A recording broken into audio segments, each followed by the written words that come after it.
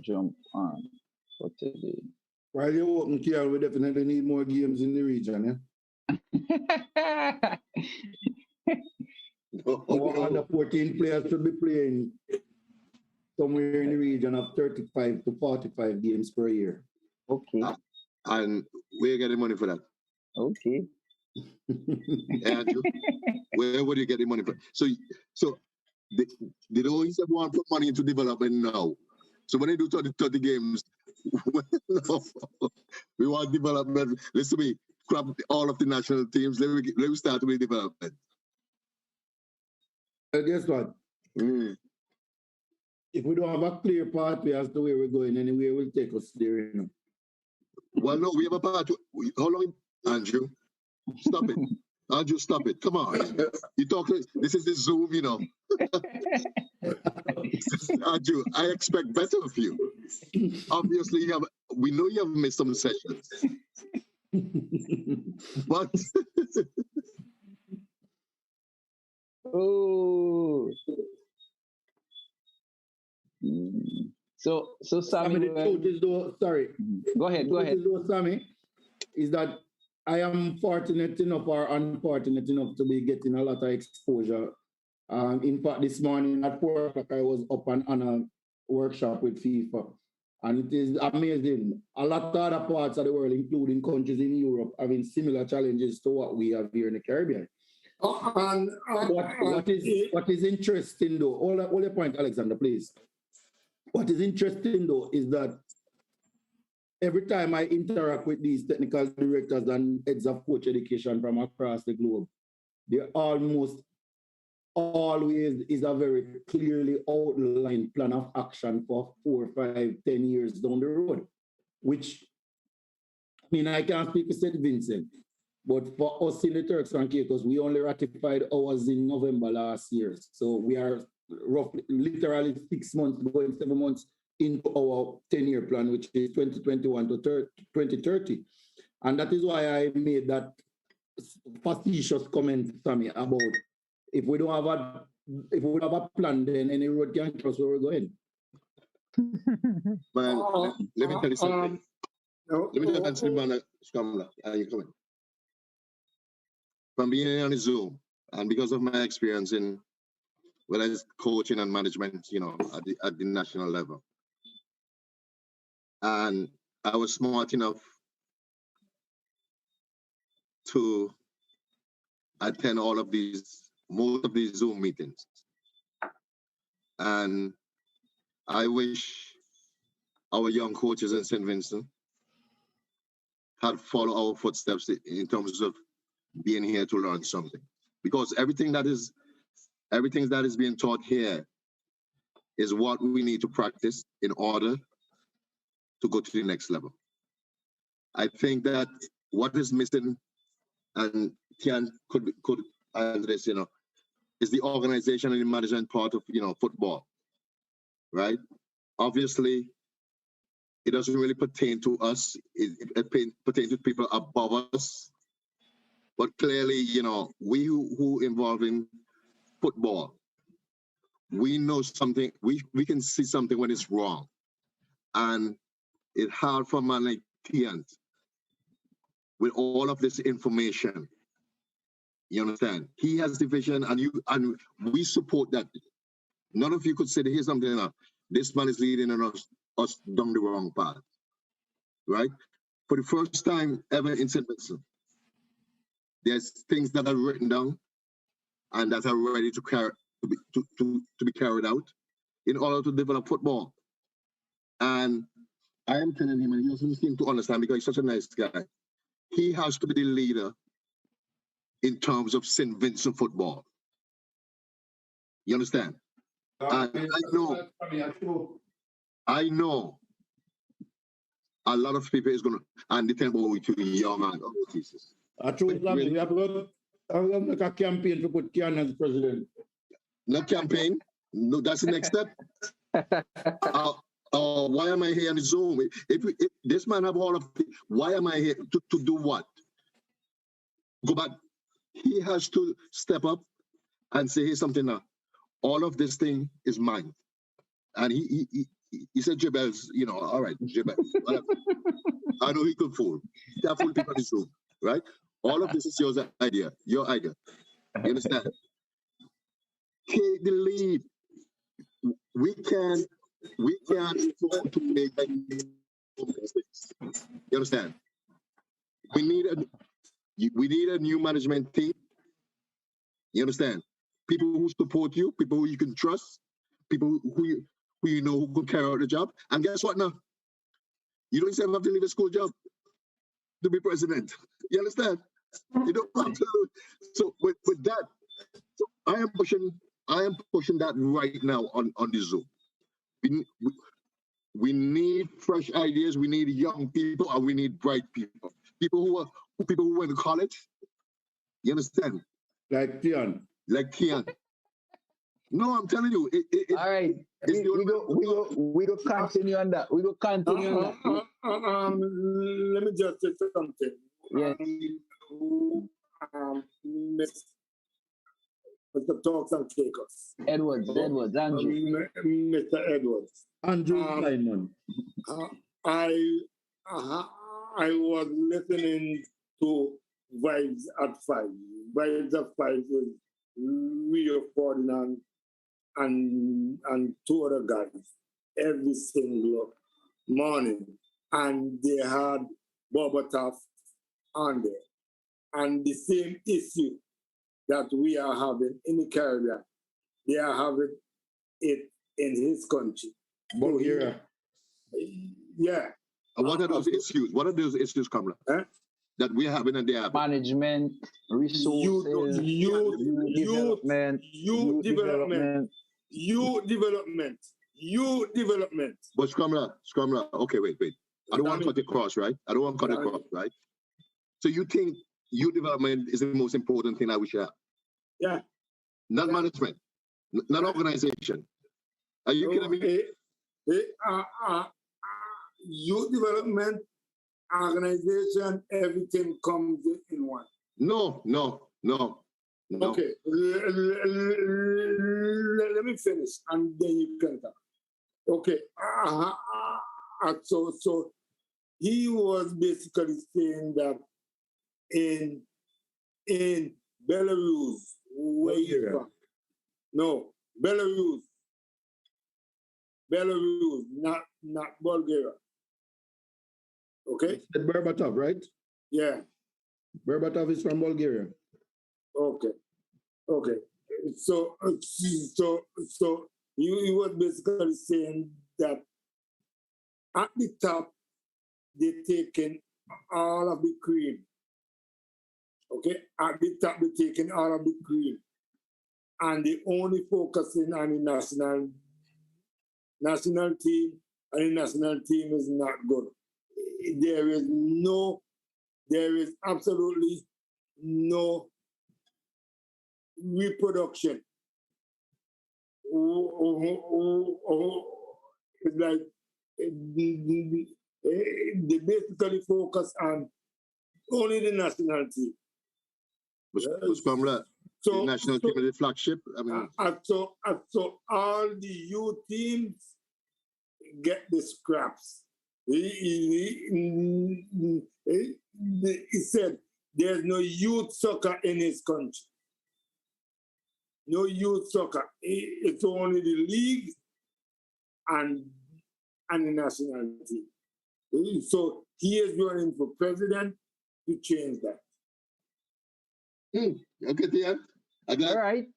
Good point. All right. Good point.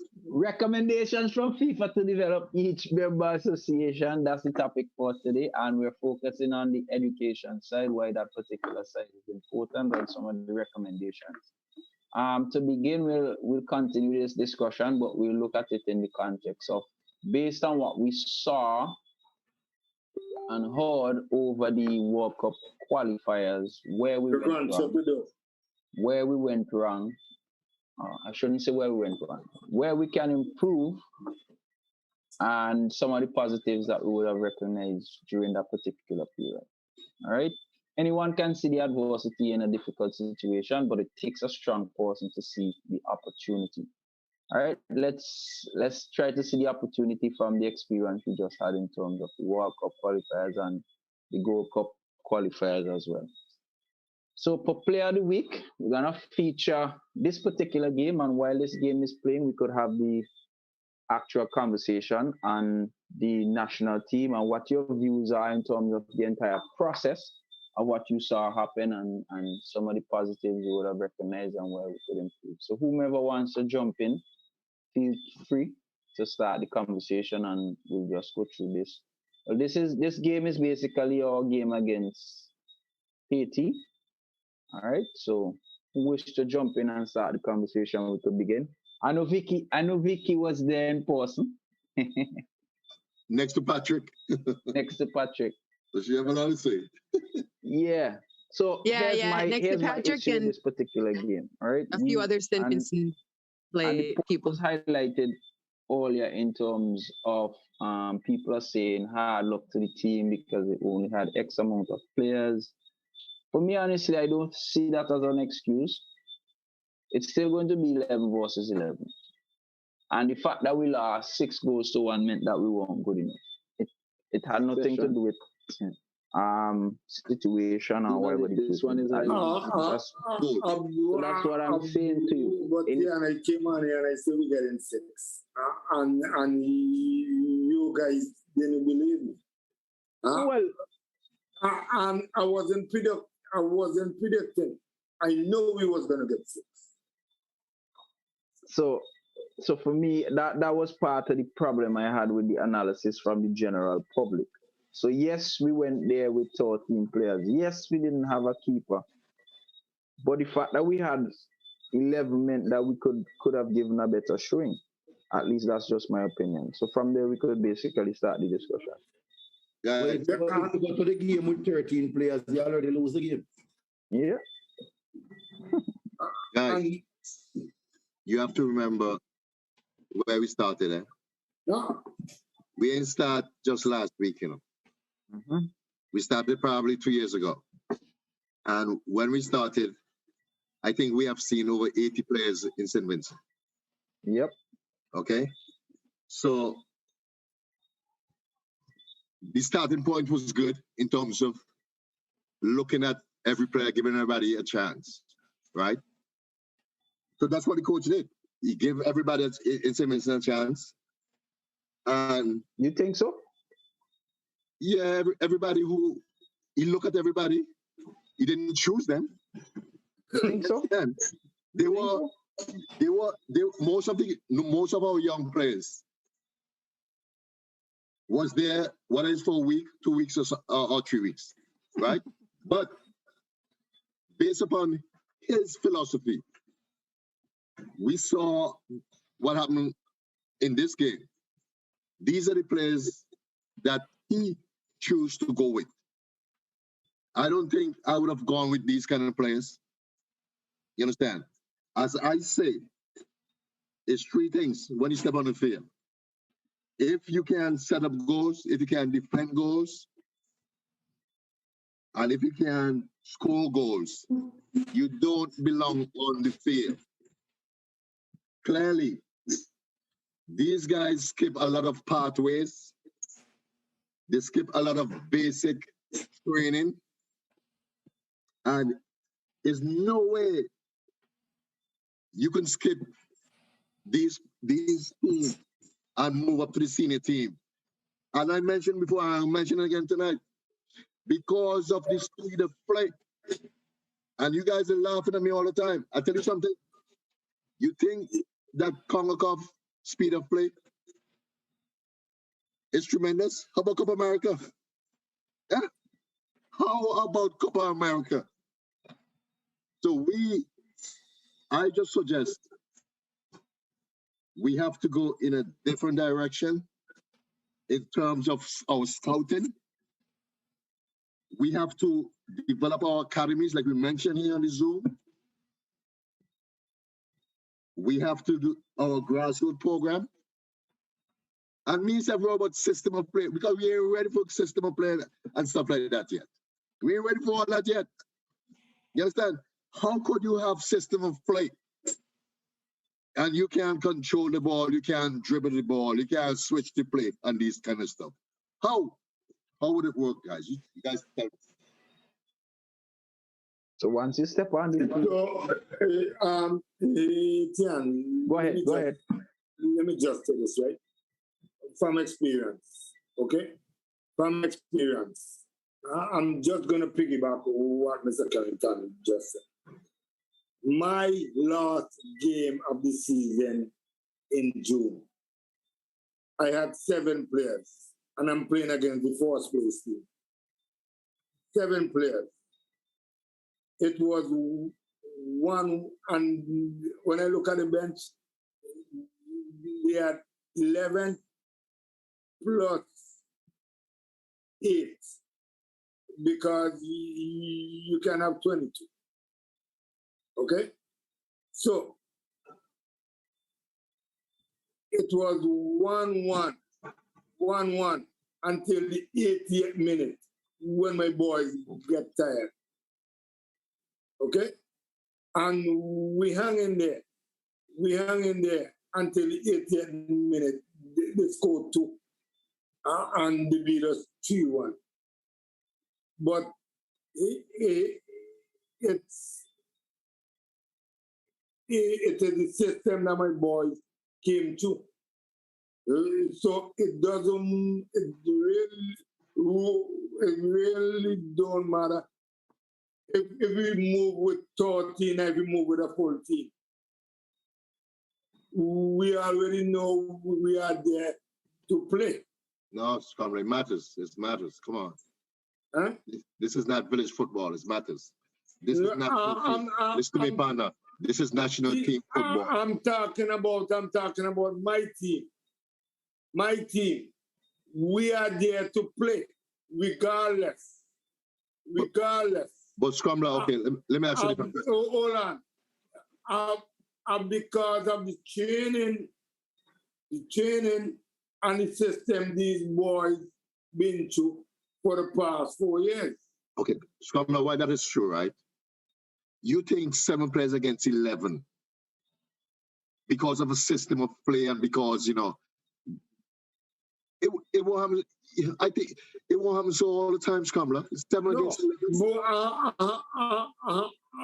But sometimes the way we practice, numbers up. Where we go 7 against 11, numbers up, numbers down. Am I right or am I wrong? I just think that you try to justify. No, I'm not trying to justify. I'm just speaking from my previous experience. All I'm saying, it doesn't matter the players. It matters the coaching and the way these guys are being trained. That's all I'm saying. All right. So from that, Vicky, can you give us some feedback? The fact that you were there at the game, or was your view and your opinion? Vicky doesn't want just watching the Haitian celebration because it means scoring a goal every 10 minutes. I have to say the first 16 minutes were very exciting. Most everybody had this understanding that St. Vincent was going to go in a hard game, and it was evident from the beginning. But they were really, really playing with a lot of heart and a lot of energy. Having said that, it was 2 of the first 3 goals were penalty kicks.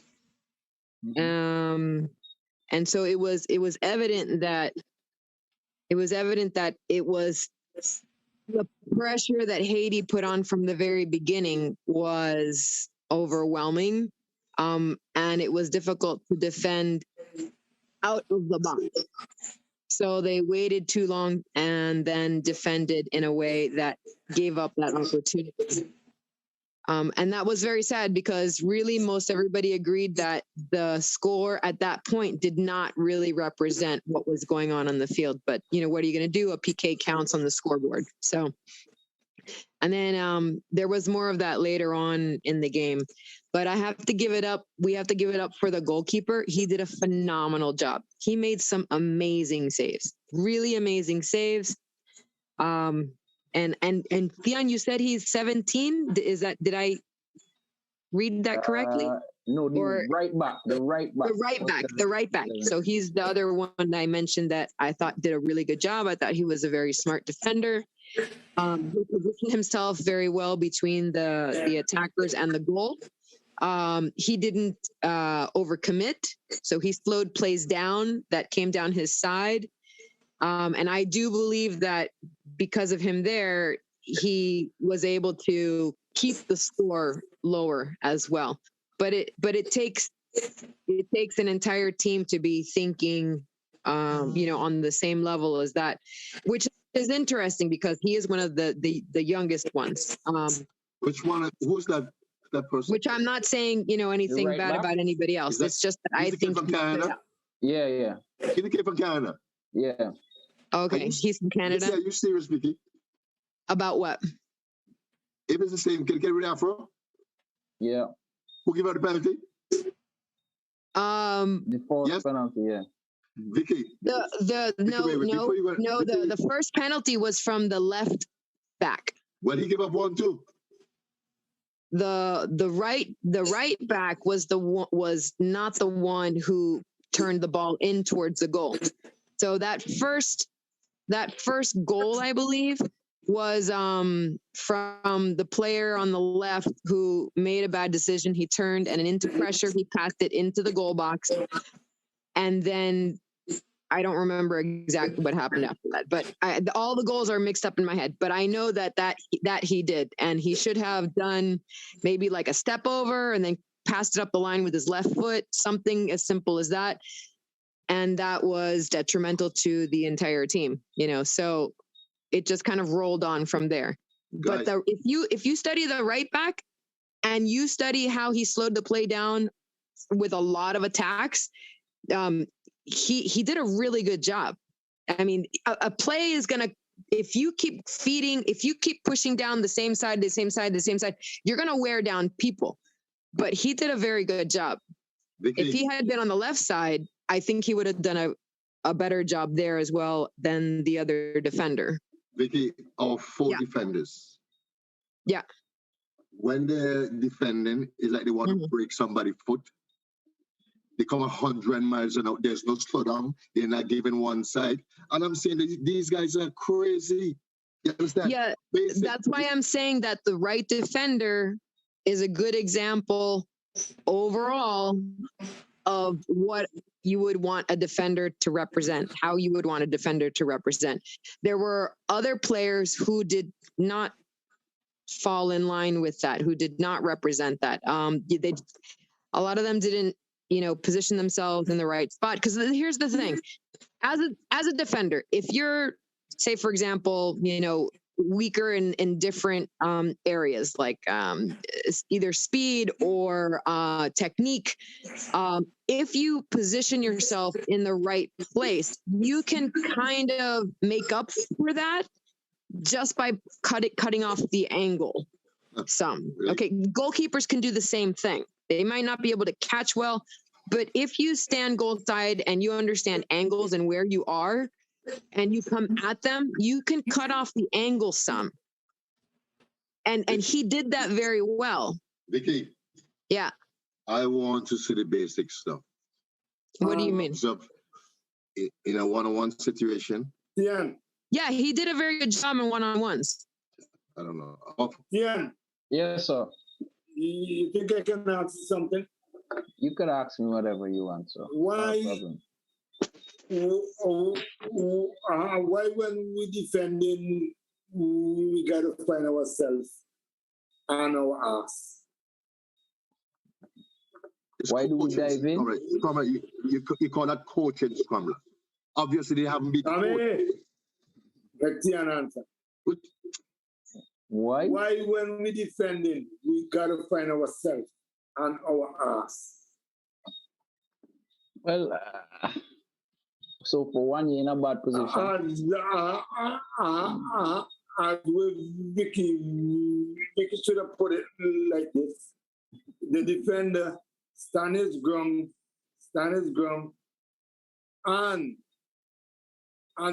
point and make sure you go to his strong side. Well, I think that comes with the experience as well. So It's experience. It's come from being coached. Scrambler, if you have your team Scrambler. Yes. Scrambler. Yes. Yes. Scrambler, if you have your team Scrambler, and in practice, they tackling and they going on there, what would you do, Scrambler? So, I'm stopping my practice.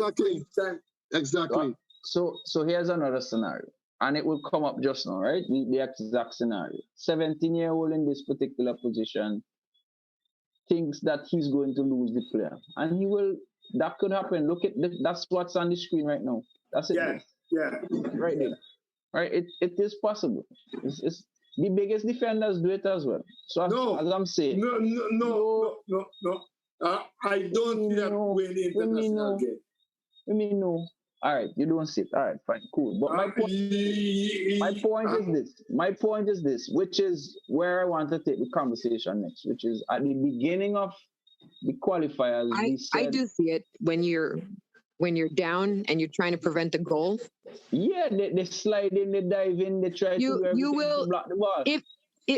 And I will tell you this. I don't remember every part of the game. So if that was him, I understand completely. But if you study most of his game was on his feet and blocking the angle and pushing the player out wide. He did a really good job, but he can't do it all by himself. If other players aren't being marked properly, eventually they're going to get past him. And he did what he needed. I think he did what he needed to do at that moment then. So as I'm saying, what I was saying is this. What I think what would be a more fruitful conversation would be one where we look at where we began this tournament. What do we say about the tournament? We said that we were going to use this to develop players and we're going to build a team. In your view, do you think that process is visible, the level of development? So let me ask you this. In terms of development, why did we carry Mr. Hamlet? Why did we carry Mr. Hamlet? Yeah. Oh, nasty. What do you mean? Yeah. I don't know what I mean. You gotta clarify the question. He is beyond development. We are better players than Vinci. Than him. So if we are looking at developmental structure, why did we carry a younger team? And as the coach said, we're looking for 2026. Okay. So here's my entire issue with this scenario, right? Carrying a younger team does mean that the development that we wanted, that it would be existent. Because for me, we said we were going to develop, right? But what does that really mean? How do we quantify that? What are the key points that would decide that, okay, yes, we developed here, this is what we improved on, this is what we have looked for, this is whatever. What's the structure in deciding that, yes, there was development? How do we define development? Because one of the points Sammy made, all he was saying, over 80 players was in the national team over the past 2 years. How did that help the process? How did that help us? How did this entire campaign improve us or made us better in any way? That's the context of where I want to take the conversation instead of trying to. Yes, sir. Okay, I really believe it. I mean, I don't mind going with a young team. I don't mind having development and stuff like that, right? But during these games and stuff like that, that we are hoping to develop these players, I want to see the attacking principles. I want to see the creating space. I want to see support. You're confusing me, Sammy. You're confusing me. What me confusing you? Yeah, How so? you just confused yourself. How?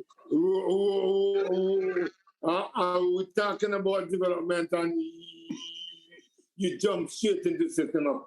No, Come on. that's not why. No, that's not why he confused me. He confused me because a while earlier he said system is not important. That's what I said. That's why I said confusing me. A while earlier, that's what he said. Listen to me now, Scrambler.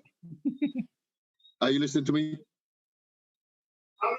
Go ahead. I want to see possession. All of these things you talk on is transition, combination play, switch play, playing out of the back, finishing in final third. All of these things I haven't seen in our game. So I don't know basic defending, retreat and recover, compactness, pressing, zonal defense. All of these things, supposed to be done during these games. And I'm not seeing it. So if you're not doing, if we have a national team, and I know most of these things, you can't do all of these things. I understand that. But most of these things, if you have a team, this is what we have to do. And we're not doing it. Yeah. So with that being said, we have recognized that from what you said, one, our play in possession needs to be better, our defensive structure needs to be better. But are the players that we have chosen, are these the ones who we will go forward with? That's an even bigger point for me, really. Or are we going to restart the entire process again? But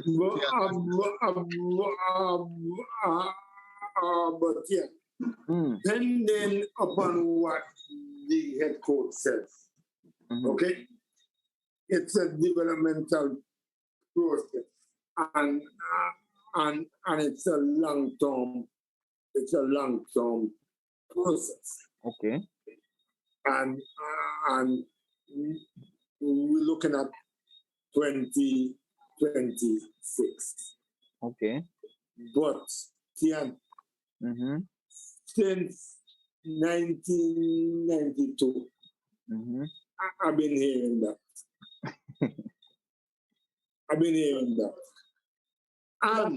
So that's my point.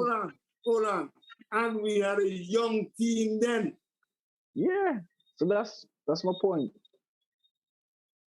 So and I discussed this with the TD recently, right? Every single World Cup qualifier, when we fail, we hear the same thing over and over again. We're looking for next World Cup. Failure does not do it. We gotta put structure in place to get it now. Get it now. It takes time. It takes time.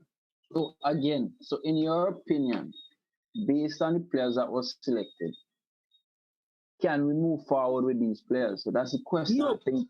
Nope. Yeah, we have 80 players who are not happy.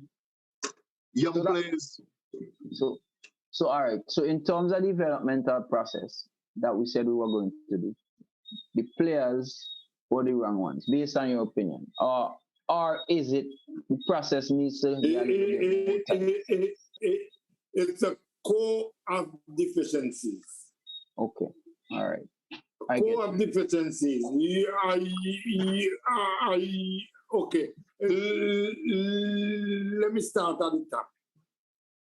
President, question mark. Executive. Man, we ain't going down that road. We ain't going down that road. We ain't going down that road. We not going down that road. We not going down that road. We not going director. We not going down that road. We not going down that road. No, hold on. Coach, question mark. players, question mark. So What is this? What is this question mark? What does that mean? Question mark. Huh? What does that mean? If you had someone who said, just say it. You speak English? What is question mark? Are we supposed to be guessing? The incompetence. So, well, tell you something, you know? Huh? Tell you something. Every time I Zoom, we say that. Really? so But so let's let me go. ask a said that was question. gonna say Go ahead. something. Go ahead. Go Wait, ahead. let me really ask a question, right? And I mentioned something on that Sammy comment today on Facebook, right? And I'm going to say it again. Before we can talk about success at competition, we have to fix the outside issues. And Scramble, I do not think it stems from the president, the coach, the players. It starts from the very top of the country. You understand? Cricket is the only one that is not affected by what is going on. It is not now, is a long time. You understand? I've read the histories and all that is not no. If we have a government that does not support sports, no sporting discipline would have any success. Cricket would be the only one that would have success because they don't have to go outside to look for people. You understand? West Indies is the only thing that cricketing and West Indies is based around the Caribbean. You understand? We have to start from the very top. Chanel, do Football Federation get government money? It doesn't matter when Yes, it gets the government money. They get FIFA funding money. You? It's a FIFA funding program. When you Renrick, does FIFA run the competition, the country? Huh? Does FIFA run the country? So do the ICC help? Yeah. But you're not understanding what I'm saying. No, I don't get it. I don't get it. Help me to get it, please. Renrick, first of all, right? Yeah, sorry. And I know you, Sammy, myself, the others before have complained about the level of football in the country. We talk about athletics, we talk about netball, we talk about all these things. Everyone, every sporting discipline is having the same failure as we. It's not just soccer. Until all of us come together and fix the issues, nothing is going to change. And the players, the mentality of Vincentian right now is the biggest problem for our sports in the country. Every discipline don't want to train. They would go off and on. Nobody wants to train because no money is passing. Apart from money, there's other issues. We have to look at the outside issues first than what is on the field. It is bigger than the players, the coaches, the federations. But we talk about the culture. That's what you're talking about, right? You talk about the culture, and this is the man who on the top there on my screen. You understand? He is the only one who know. Trust me. He was so I don't see why he holding back and he's smiling and you understand? I might have to boycott this Zoom because this man he has the solution. Charles, right? It sounds like if I am in the government, right? Well, I know I was allowing Sammy to finish what he's saying. He just jumped too fast. Okay. Too fast. Shut up. The government, let me tell you about the government, right? Sammy would know, and Sammy would know. And trust me, Sammy would know. Shut up. He would definitely. Shut up. Did you listen to the election? If I were? Everywhere you go around election time, right? Uh-huh. It's the most hardcore, the fixing hardcore, all kind of stuff like that, right? So I have some friends there in the government, you understand? So I asked them, when they fix these hardcores, who is going to What kind of program are you going to implement on these hard code? Who's going to implement it?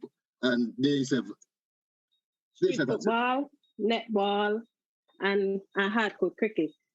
They can't. Who's going to do it? Who? We have the person here who can do it. We identify that person. You understand? And it's I'm about telling you, are going politics? no, we're not talking about politics, you know. No, We're but talking about football. We control football. We So- control that environment. we don't.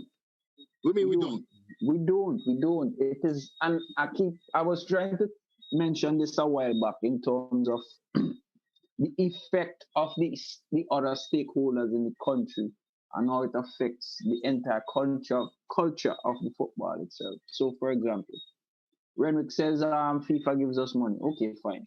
Which parks do we use? Who own the parks? All right.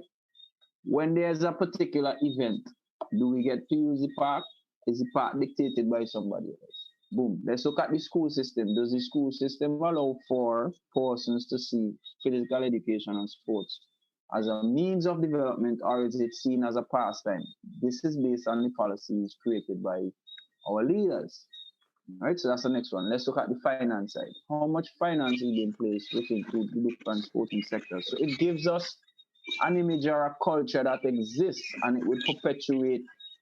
It is, even if the football federation is getting money from X, Y, and Z, it would come in the end as if you're swimming against the tide, because all of the other stuff that you have to deal with because you don't own everything that you need to. Okay, Theon, okay, just Yes, stop it sir. right there, right? Mhm. A couple of years ago, we made a choice when it comes to developing whether it's a field or building an office, you know, we make a choice to purchase a building instead of instead of getting a field first. That's the person that we're supposed to, you know, to get. We need a field, and I'm hoping that, you know, with the field, there are offices around the field. But I think we got that wrong. Why do you think other member associations have fields and stuff like that? I have multiple fields. But they choose to go in that direction. We didn't choose to go in that direction. We kind of choose to go in that directions, and even when we try to do the park, we have to lease the park from the government, and it still belongs to them, and it's a whole. For it to work, everybody have to be on board. That's for me. Exactly. That's my point. And Everybody. that's why everybody don't get on board now. You know, but the initiative last month that, you know, with Kyle come, right? The first people to jump on board is the football people. And because guess what now? The money is going to be there. Yeah. Money is going to be there. So for the first time, they have the partnership with the government. And I wish them luck with that. The government and Football Federation. I wish them luck with that. Yes, Mr. I mean, remember Alexander. the Prime Minister said no sporting discipline would own a field under his leadership, you know. Remember when FIFA wanted to give us a field? And they said cricket have to be in the middle of it. And then he went on radio and said no sporting discipline would own a field under his leadership. So tell me where we going. Man, we have enough. How everybody are feeling we ain't no field? How? Something that we're doing wrong, everybody have field. And we ain't no field. Everybody have like we ain't no like. So we highlighted some of the developmental issues. So our planning and leadership, based on what we're talking about, planning and leadership needs to improve as well. Yes, Mr. Alexander. So, okay. I have my thing I do in the summer. I have my team I do in the summer. I've been given a field.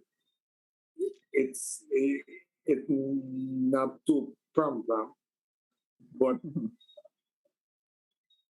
I still have to pay for it. Okay? I still have to pay for it, regardless. I mean, people them have to make whatever. So, and if you guys go with a plan go with a plan, like a yearly plan, and get everything structured in place. You don't think it will be better? Obviously, structure will always improve any particular situation. Obviously. Instead of our national coaches, oh,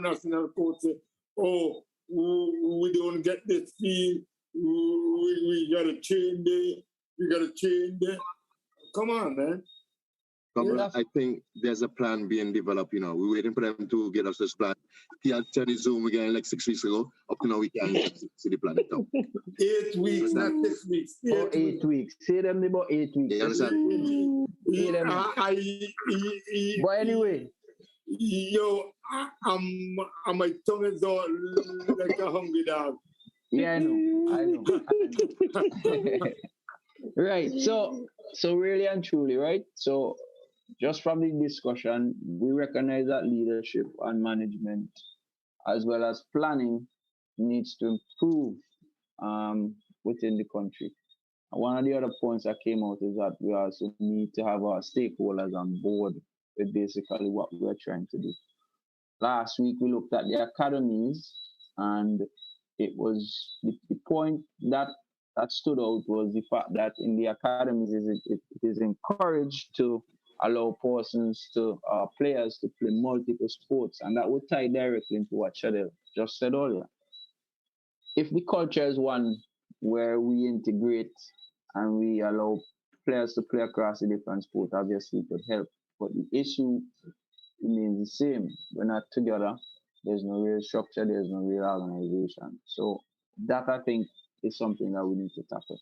As it relates to the development of the national team and what we had said we set out to do, I'm not sure that we hit the notes that we wanted to hit, but I think it was a learning experience. We also said that it was development for players, but obviously I thought it was a developmental process as well for the coach and the executive and the football federation. So the point is, do we use this as an opportunity based on what I mentioned earlier in terms of the coach? Do we use this as an opportunity to improve ourselves and step forward?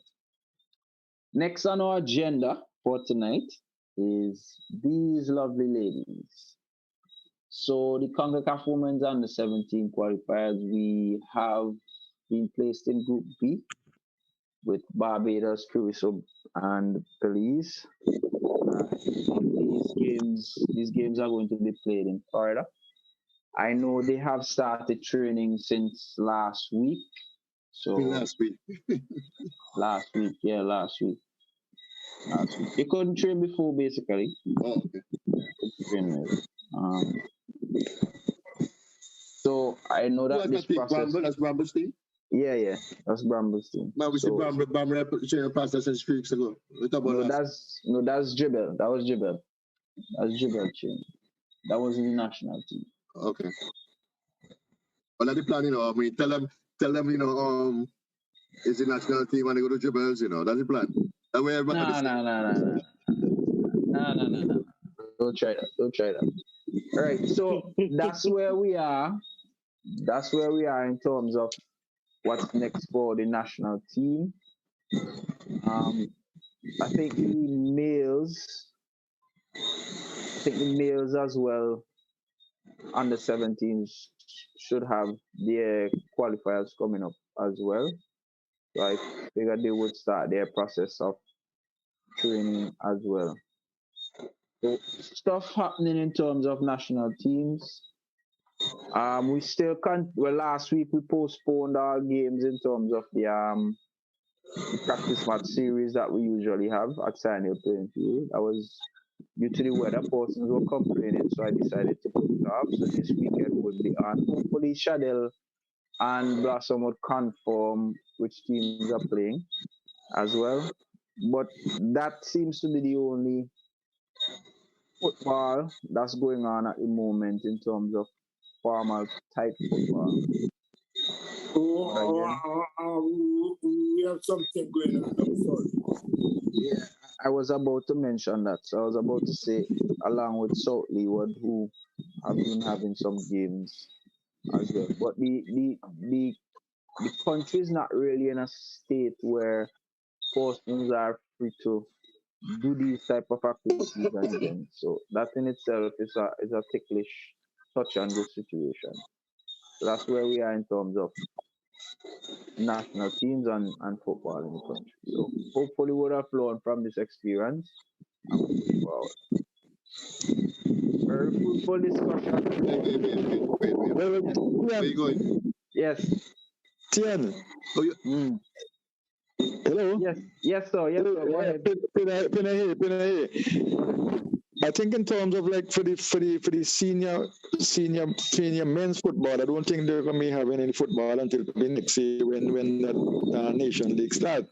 So that whole window there, almost a whole year, that probably could be a window that the federation could use in terms of this whole thing about trying to develop players and develop the whole team as such. And just to go back to the game with Haiti, I think the national team have just found the right goalkeeper. Get him a good goalkeeper coach. Get him a good goalkeeper coach. Yeah, man, and that's your next keeper, man. so somebody besides Pink. Mr. Tenor, you see all the time the national team have, the man them celebrating because they got a chance to play in the Bush League. Guys, Scramla, this ain't funny, Scramla. But Pina, you should know from our experience, with World Cup, right?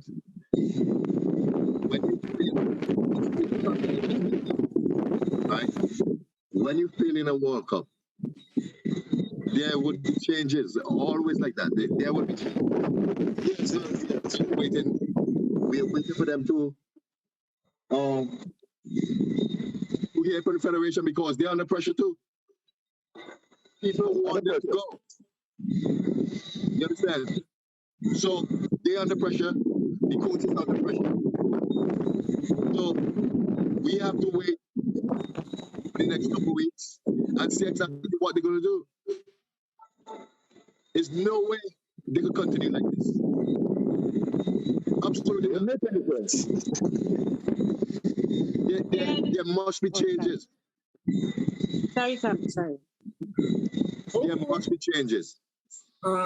Whether the implementation of the new thing that Tian has there that we should release sometime, I don't know. Whether it's the implementation of that and the affiliates, the fans have no trust in what's going on. They don't believe it. So how are you going to convince them? There has to be drastically changes in this whole program. You understand? I think using players like some of the more technical players to go in and help out and do little clinics and stuff. I think that will bring about trust and cheer people and help to motivate people like, hey, this person can do it. And I think we touched on this many Zooms ago, but that might be a good thing to incorporate. Vicky, we have a lot of time down there, Vicky. Excuse me? It's not that we can't play, Yeah. We have a lot of talent. We have a lot of skillful players. But listen, talent is different. I mean, that could be potential. It really boils down to definitions. Here's the thing, so the idea of going into and borrowing players from the diaspora is not new, and it's been used successfully in other countries, and it's for a reason. If you can borrow the development already from another country who has a more established program system, then use that to help yours develop. Because you have this. It's not just to help the score of the national team. but it can also be to help motivate, the people, the communities. Obviously in cooperation with the people who are already on the island, but it's a combination, I think, that will help. Vicky, this is not the only thing, obviously. It's just one of many, many factors. Vicky, this is not the first time we have been here, right? We used to have the best players in Brooklyn, and the players from Brooklyn come on through the whole Caribbean, and we used to be the best. So I was part of that also. So we're not worried about identifying these players. I think it's not just about identifying them. It's about how to use them as a resource. How to use them intelligently, cleverly as a resource. How to optimize that. That's very important. It's not just showcasing them. It's involving them in the communities and also working with the locals as much as possible, people who are actually on the island, so that you can develop together and give people vision. Vision is what some people need. It's what you were talking about. If you give people vision, it's going to help motivate them. The players who live in, whether they live in America or wherever they live in, Right. I mean, these are not quality players that can help the team. What are you talking about? That kid did a great job. the one from Canada, he did a great job. We have another 10 players who are better than him. What's wrong with you, lady? I disagree. Yeah. I'm not putting other people down. It's not putting them down. Listen, we have better players than him. I'm just telling you, please don't get insulted about it. I don't know who the other players are that I have not seen. What I know is that in that game, he and the goalkeeper stood out to me. That's all I know. I'm not saying other games. I'm not saying other players. I don't know. That wasn't his first game, Vicky. It's just, this is my experience. And also my experience in seeing people from the diaspora being able to be used as resources to help tap into and develop talent that's already there, potential. There's a ton of potential. There's a ton of talent. What I'm saying is that, how have you used and developed that talent already in a certain amount of time? If you have somebody who is younger and has reached a certain level earlier, then there's a reason for that. Find out what that is and use them in a way to help bring about the changes that you want in your system. That's all I'm saying. Every week we go through this thing. We speak about the structure, right? We speak about curriculum. We speak about training. All of these things we touch on coaching, education. So we have identified exactly where we want to go. Who is going to carry us there? Who is that person? Well, these people are the ones who are out on the global field representing your country, like the couple of players who are playing pro. Well, like the couple of players who are playing pro. Who? Pro where? Who? Like who? There's Stewart. Stewart, I think, is one, right? He's 34 years old. Vicky, he's 34 years old. It doesn't matter. He has experience. He has experience. Look, let me tell you something. Let me tell you something about age. Age is just a word. Age is just a word. Let me tell you something. You get me out on that field and I can break ankles, and I'm 49 friggin' years old. Age is just a word, okay? Vicky, so 34 is nothing. 34 is nothing, and he represents somebody who has made it to a professional team, and he can teach people a lot. Vicky. And so there's another player as well. I believe he's in an Asian country playing professional as well. I was looking him up on Instagram yesterday. Okay, so and this young player in Canada, he's gonna go places. Vicky, mark my words. Vicky, he's doing well. Vicky. He's a good player, and these are the players that you want to bring back to give people vision. Vicky, did you listen to Mr. Stewart's interview? I listened to everybody on the table when Coach Mercury was being interviewed. I don't know if it's the same interview that I listened. No, there's that you listened to. He had a lot. Mr. Stewart had a lot to say about the whole federation about. Okay, no, I didn't hear that. But you need to hear everything, because we hear everything. We listen to everything. Right. Yeah. Yeah. And I he, understand. because of him, Yeah. there's turmoil. Well, I would say he identified the identified problems that we have. Okay. I did not understand that. But you have the other people here who's from St. Vincent, they understand that. Right. So I'm sorry. Let me clarify. Speaking specifically from as a player, I don't know the people personally. That's a different story. That you have to work on. That's another complexity.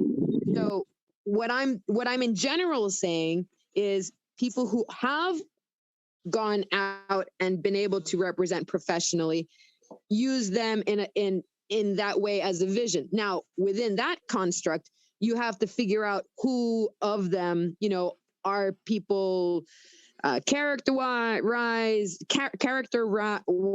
and personality wise to represent what the what you want whatever as the a plan vision. is, whatever the plan what is. the plan is exactly. Sorry, it's not coming out. Yeah. You understand? Yeah. Yes, sir. Okay. I'm looking at what you have on the screen to my right. I think it's to your left. At the shape of the Vinci Heat and Haiti, right? And it have me thinking, what is our system of play?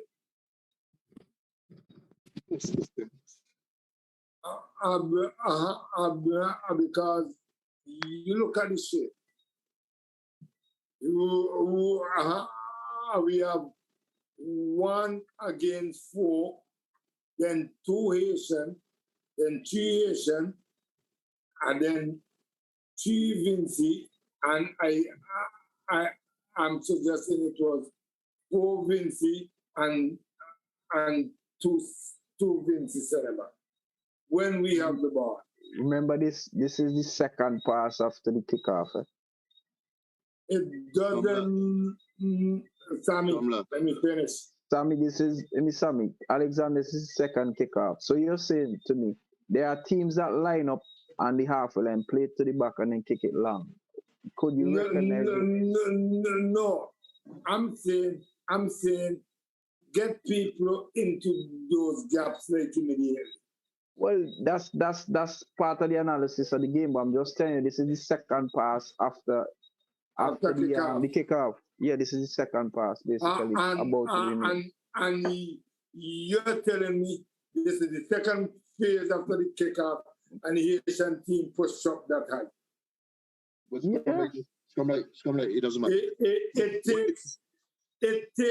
It takes now 1 ball over the top. Yeah. If we have that mentality. Scumla, if we can, you recognize. I'm not talking to you. So you recognize this. How many players are here? 1, 2, 3, 4, 5, 6, 7, 8. So it means that it have players here. No, for Haiti. No, you look at the numbers. Okay. So after the second kick, after the second pass, you're saying there's Haiti players up here already? No. It is 5, 4, and 1 on the right. Look, 1, 2, 3, 4. Listen, man. 1, 2, 3, 4, 5. This is the referee. 6, this is 7, the referee. This is the referee. Okay. 6, 7, 8. 8. So 3 players behind here. There's a keeper and the 2 center backs. I just play ball over the top. Again, I just told you there's 2 center backs here, and he's still going to be play ball over the top and get everybody up. Well, that's your philosophy, that's your style, but you can't just judge based on the second part. I'm not judging. I'm just saying. Right. So that's but you anyhow. I think we get it from the Zoom, man. Everybody, this system of play and system of play. We can't possess the ball. We can't switch. We can't play out to the back. We can't dribble the ball. We can't play in front in that attacking turn, and you all want to have system of play. How How that happen? Sammy, I harassed you last week about this. Let me do go down this road But again. how would it happen? Sammy, Sammy, once you go onto the field, you have a system of play. Sammy, Let's come on. You're going to be in possession, you're going to be out of possession, you're going to be in transition. What you do during this period will Come on. define your system. No, come on. I mean, no. That is the game. so let me ask you this. Mm-hmm. Let me ask you this. Yes. So didn't you have a system of play? There must be a system of play once you go onto the field. Whether it's one you like or you don't like, or they're able to execute it or they're unable to execute it. Hold on a second. And the captain came out and said we don't have a system of play. Okay. Huh? So when he says there's no system of play, I cannot respond to that because I have to pause, try to understand what he's saying, because to me, once the team goes onto the field, they have to have, or they are going to play, because they are going to play, a system will evolve. So that's why I said I can't respond to that. Now, if the structure of the statement was slightly different by saying I do not like the system of play that we have, or we are unable to execute the system of play we have, or the system of play we have won't allow us to do well, then I could start trying to understand what our players don't fit in the system of play because they don't play as a team. We don't see any possession. There's no tempo. So here's my issue with the entire process.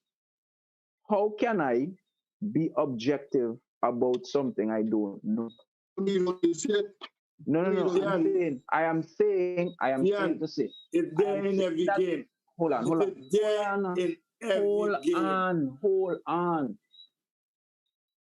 I do not have the information as to say this is what the coach wants to happen. This is what. All I can judge on is based on what I see.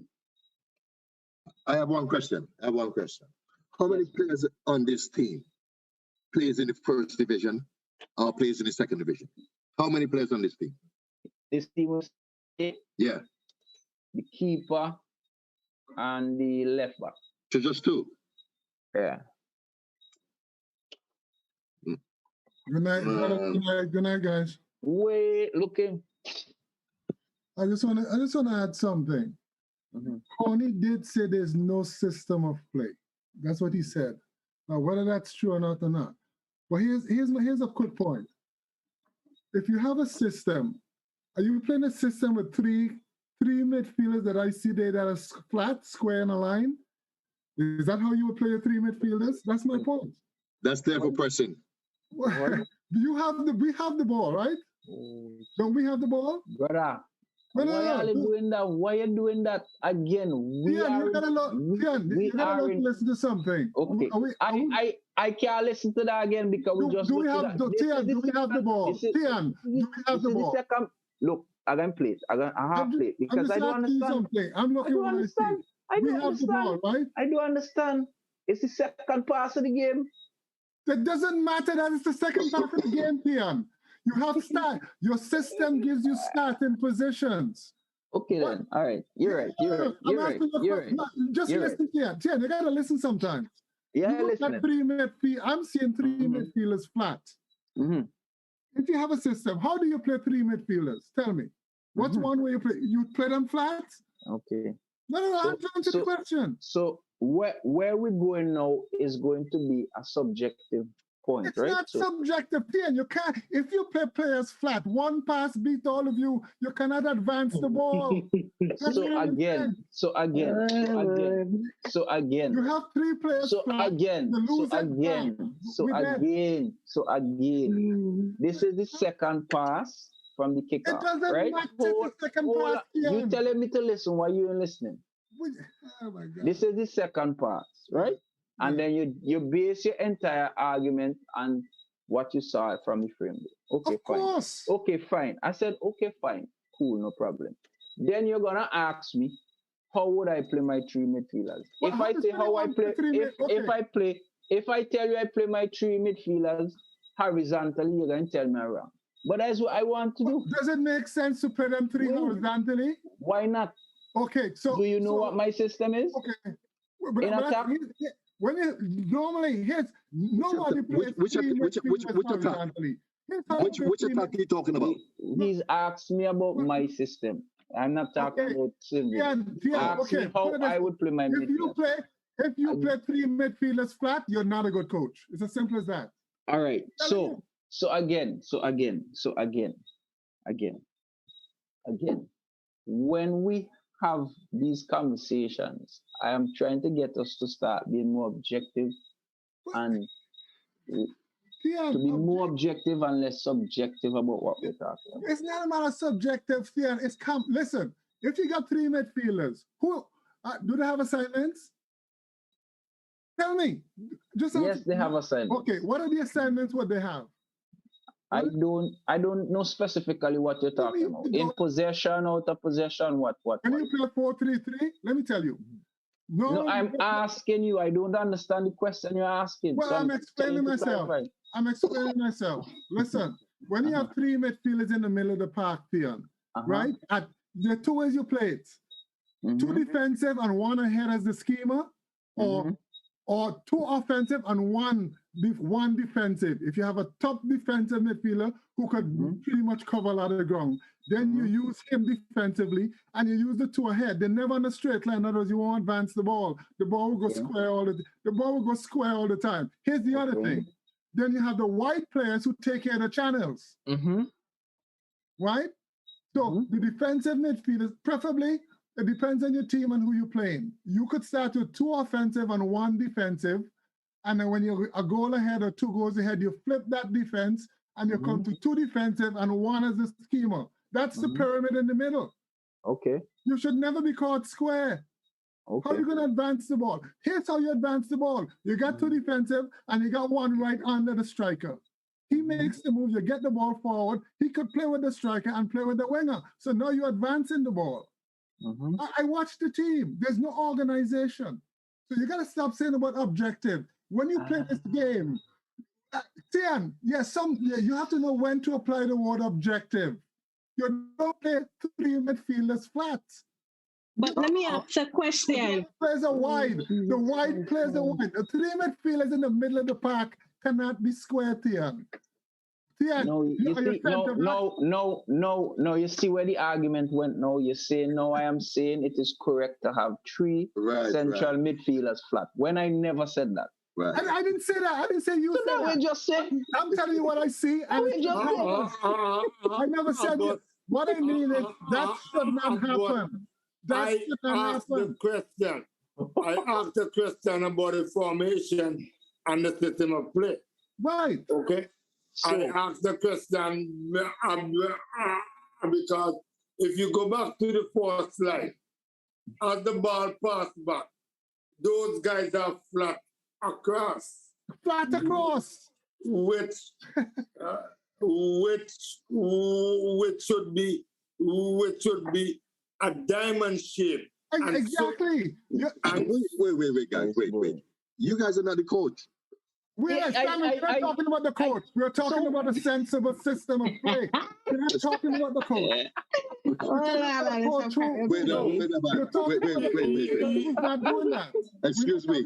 Listen to me, Sammy. So listen, right? This is the issue we would keep having. Why you keep complaining and saying nobody's listening to you and so forth. Because of how you express yourself. You talking about me, Theon, right? Yes. I think you can't handle Theon, you can't handle somebody who's passionate about the goal. I will tell you right away. All of you who call me arrogant. All of you who call me arrogant. I'm not calling you arrogant. I am not calling you. listen. Listen to the show. Listen, so Telling you what, that's listen. my opinion, but So I have in my opinion, hold on. In my when I see opinion, stupidness, I call it out. all right, that's fine. But in my opinion, I think a 3 could be played this way. X, Y, Z, X, Y, Z. A coach who doesn't do that has no common sense. You think I listening to you after that? But he I'm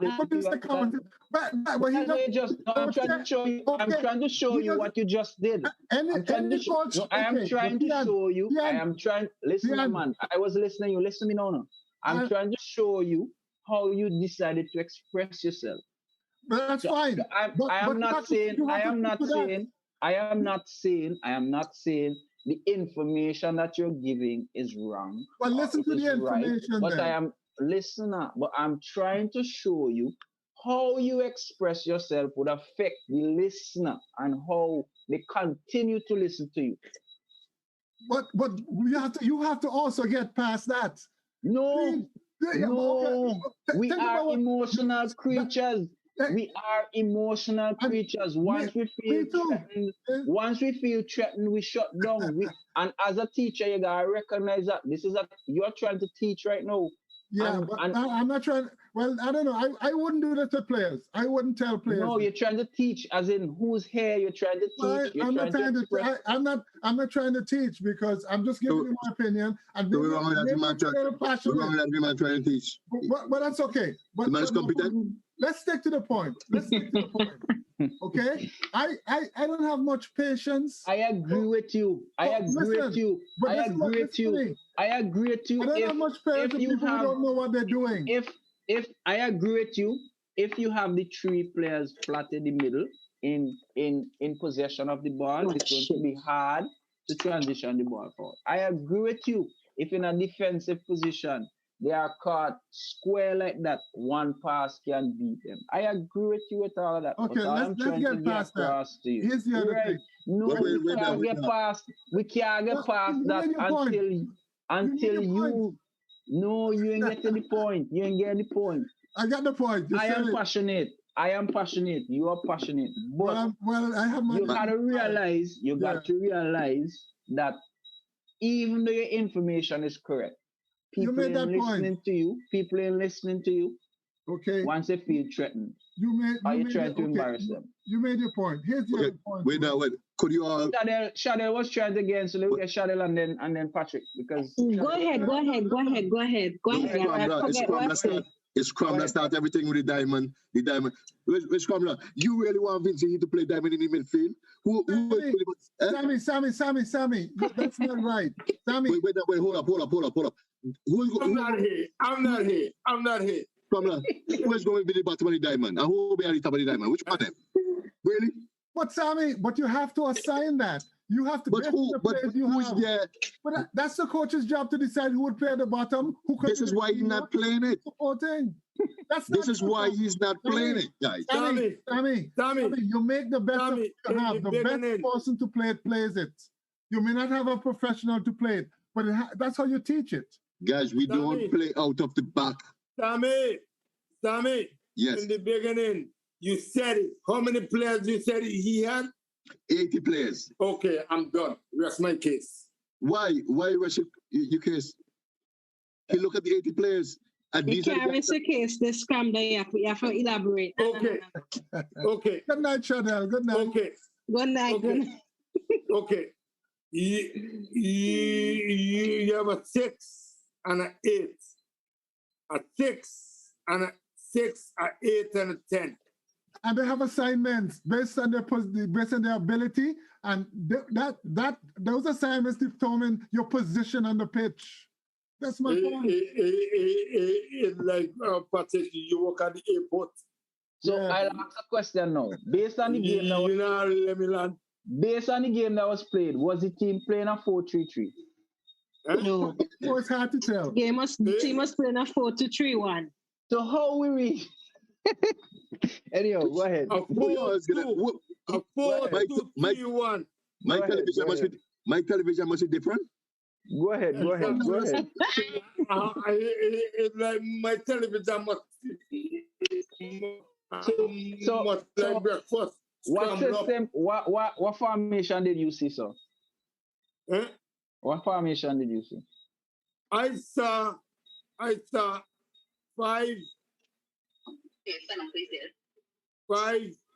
4, 1. All right. Defense. In defense? Yeah. And Okay. when we attacking, I start saying Me hear that. when we attacking, I start the same thing where they was the forward alone. And do you think on the attack it was a team error where they weren't pressing in, fast enough? Team error. Uh-huh. Okay. Error. A tactical error, yeah. At any point. Wait, let me ask you this. Hold on. I want you to look back at all the games except the DVI game and tell me. At any point during the game, did you hear the coach shouting, "We got to press faster and we got to get up instead of holding a low line"? Did you hear that at any point? I'm talking about attack. Right. I'm talking transition from defense to attack. At any point, did you hear the coach? We can't hear you. Somebody gain a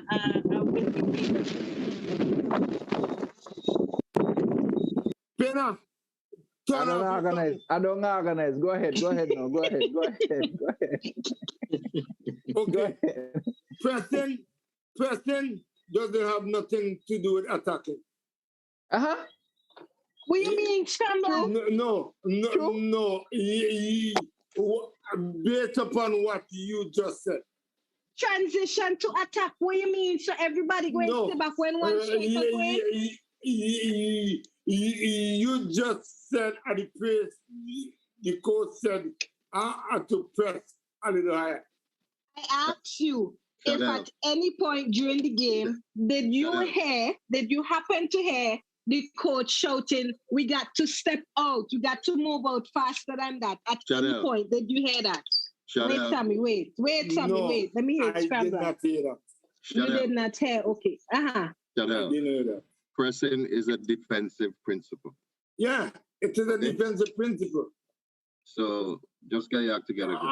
So that You're on his Zoom. I would say it's defensive and attacking. Well, hold on. It's defensive and attacking. Wait. Vicky, before you jump, I just want to piggyback on that. What was Liverpool's strategy for creating goals? Pressing. Pressing. Pressing when they don't have the ball. Not pressing. They pressed. Heavy metal football. That's what club plays. That's why his teams get tired. So we're saying it is a defensive principle. Vicky just said it can be used as an attacking principle. No, of course, but you have to, okay, in your philosophy, right? You hear again? They say we're going to get problems, because we're going to say based on how we feel and how we think our team should play. No, it's not how, no. If in his philosophy, which I think that's his philosophy, right? You want to win the ball back as quickly as possible to start your offense. Then that's, I could understand that. You understand? I could understand that. It's not rocket science, But if you look at all of these teams that we see play this week, right? Anthony, look how they play around the 18. Look at the amount of guys inside of the 18. Look at the possession game from one side to the next. They started to, oh Jesus, come on, man. So if these things, you don't have these things, I mean, how are we going to score the goals? How? There's no way. Okay, we recognize, right? Okay, wait, hold on. I'm not at practice, right? You see how good Kyle was? We can get a system, or an offensive system around Kyle. How? I'm not at practice, but from what I see in that game,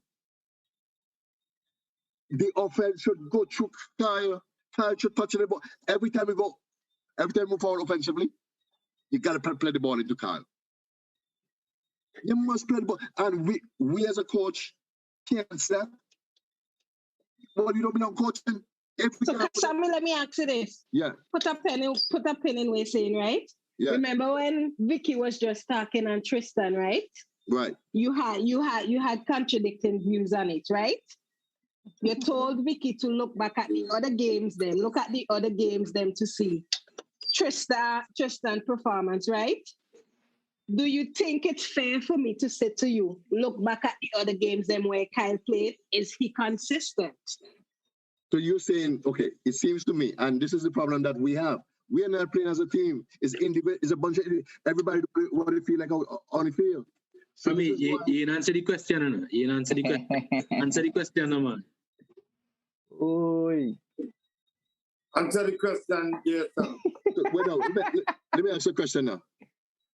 When you put a team on the field, you know. No. When you put a team on the field, whether it's game 1 or game 5, you have to run the plays the same way. So obviously, what it tells me, Shadell, is that they have never run a system of play. Offensively, they don't have one. You understand what I'm saying? Really? I going to lean based on the player, based on the team, No, and the national setup as of recent. The players cannot carry out instruction. And I am speaking from the youths right up. They cannot carry out instruction. I know that for sure. But with repetition practice. Okay. That come back to my. But they don't train long enough for you to say repetition can change it. It has to start from within the club. It was put out of the club. You have the team 2 years. It's 2 years you have the team. What your club have to do with anything? You just say 80 different players being there for the 2 years. You just say so. You have to shut up. And when you say 2 years, you're making it sound like it's 2 years of training. Consistent training, right? Shut up. It has not been a long layoff, gentlemen. Shut up. It's not been a long layoff because. I'll explain you, Sammy. Because these competitions. Shut up. At the college level.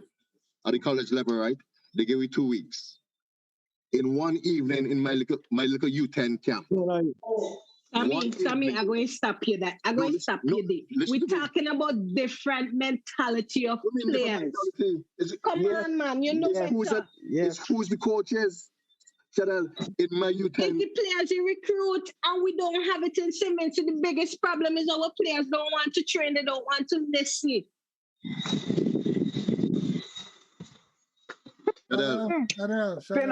Pinna, hold on. Pinna, chest again. Sorry. Yes.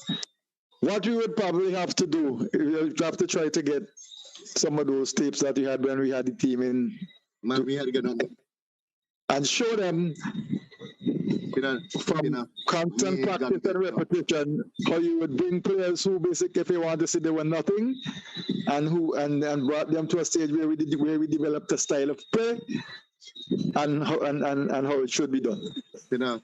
When we play, sometimes tell the truth, when the team goes on to play how to play, I'll be confused. But why they see that there was the white people running all over the place. That's why I just can't define like what system we play that we have a style of play.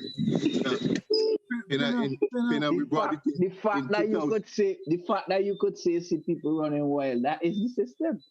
Well, probably. In 2000. Okay. But I only say that to say that once the game starts to play, you will see a system evolving. Let me just finish. Hold on. We start to now have some order. So Patrick has something to say. Hold on. So let me just get order now. So Pina is on the floor. I think Sammy is answering, and I think Patrick will come after, and then Alexander, you're gonna come after. So go ahead. Pina, we can't listen to these Vinci people then. You understand? As a coach, you dictate what's on the field and how your team play. When we had a team, we make every possession we had like 20 passes, 15 passes. They say we turn it back too much. It is too much possession. And now that they have a man who play more direct, they say that he will play too much long ball, he has no system. What you can't listen to them. You gotta do you just gotta do what you're supposed to do. You know, when you fail, you're responsible, you get fired, and that's it. Exactly. And go to the next person. This is how we do it. All right, Patrick. And before I go, I warn you guys. You think if you want to get fired, coach at that level, trust me. Tell you all along, you don't understand. Go ahead, Patrick. My thing is with this system and this and that. It's skelter because how long have we had a person with the title of technical director? Please tell me. And tell me what has happened in terms of developing. If you have a technical director, that's his job. Direct that question to Alexander, please. That's 9 years. Answer that. He got 9 years. It's not directing anybody. Let me just make the point. I'm not here. Alexander, don't say anything. I'm not asking you anything. I'm just making the point. Here's the point. This is a technical director's job. All these things we're arguing about. And if you have a technical director for 7, 8, 9 years, and your team is still playing like this, and he has a job, then you don't care about the game. Then we're not going anywhere. Okay. Sam, I'm done. Let me finish. So you see, that's the one thing. Now to say, so your technical director have your coaches, and we decide how our teams will play. And then you teach it. It could be 2 or 3 different systems that we play. That's fine. Okay? But you can teach it. And I don't believe, Chandel, I take exception to saying the players are not coachable. I don't believe that. I've spoken to some of them. I've seen them. If you have a good teacher and you really caress these boys, they want to play, they will. But here's the deal. You have to have specific information and specific things for them to do on the field. In other words, have a system for them. Okay? Here's what you do. Just an example. If we play 3 midfielders, fellas, here's what we're going to do. We want 2 defensive and 1 ahead of him. Our 2 defensive have to be fellas like Nasty, who could tackle and whatnot. Here's what you say. Nasty, between the 2 of you, only 1 of you should ever be ahead of the ball. 1 of you always must be behind the ball. When the play break down, so if you give players specific instructions, they will know it and they will follow it. So don't tell me about players that are not coachable. And if you can't coach them, find somebody else who could get you to them. And that's the problem we have. And if that's the problem, and you have for the past 9 years or 8 years or 7 years, whatever it is, and it's not happening, then you find the players who will listen. St. Vincent have a lot of players. A lot of players. They're all over the place. One of the points. You've got a coach now, right?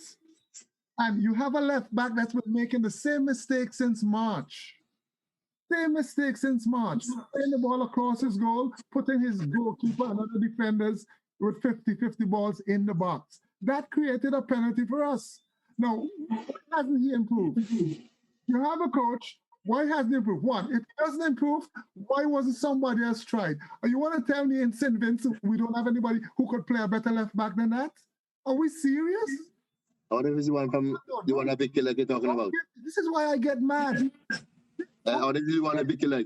Let me finish. All this is basic stuff. So when I get on here and I hear people say they're not coachable, I don't like that. And it's not the coach's fault, but you got a man at left back making the same mistake for 4 months, and it's not the coach's fault. So what is his job? Please tell me. Okay, guys. Okay, Patrick. What I like to see, right, Patrick? This is why I don't. This is why it gets me so mad. All this is primary school. This is basic stuff. Okay, Patrick. he was a forward for his club. So let me finish. He's a forward for his club, but because he's one of the guys, I think maybe a little bit fit and whatnot. But fitness is that's only one criteria. Because he's fit, he also has to understand the position. Guys, I understand. Because if he's fit, hold on, why not running off the field? You see what I'm saying? Okay, I done. But this is okay, guys, listen to me now. Hold on, Sammy. Come on now. Alexander, then you, Sammy. Go ahead, Alexander. Okay. Okay. Speaking from experience. I went to Italy with the Olympic developmental team. We never practiced together. And I'm talking about U14 boys. We never practiced together. But when we get to Italy, we had one practice session as soon as we land. And everybody understand the way how we're going to play. Everybody understand. And you don't need to say anything else. You don't need to say anything else. No. You landed. But Alexander, that's not a fair comparison though, because wait, let he go, please. Let he go, please. Hold on. And I'm talking about U14 boys. I can go back to the point of youth development, but I'm not even chatting on that. Okay? It is having a sense of playing, having a sense of ability, having a sense of where to put your players as the coach. As Patrick said, the left back from Beckway, right, make the same mistake in the Crusoe game. Okay? But yet had not improved, but yet he is on the team. Number one, we have a selection issue whereby we have the coach do whatever he wants in the selection process. So who's supposed to do it? Hold on. That's his job. Sammy, it seems like you walking in the tower. We want to let him land now. You not let him land. Okay.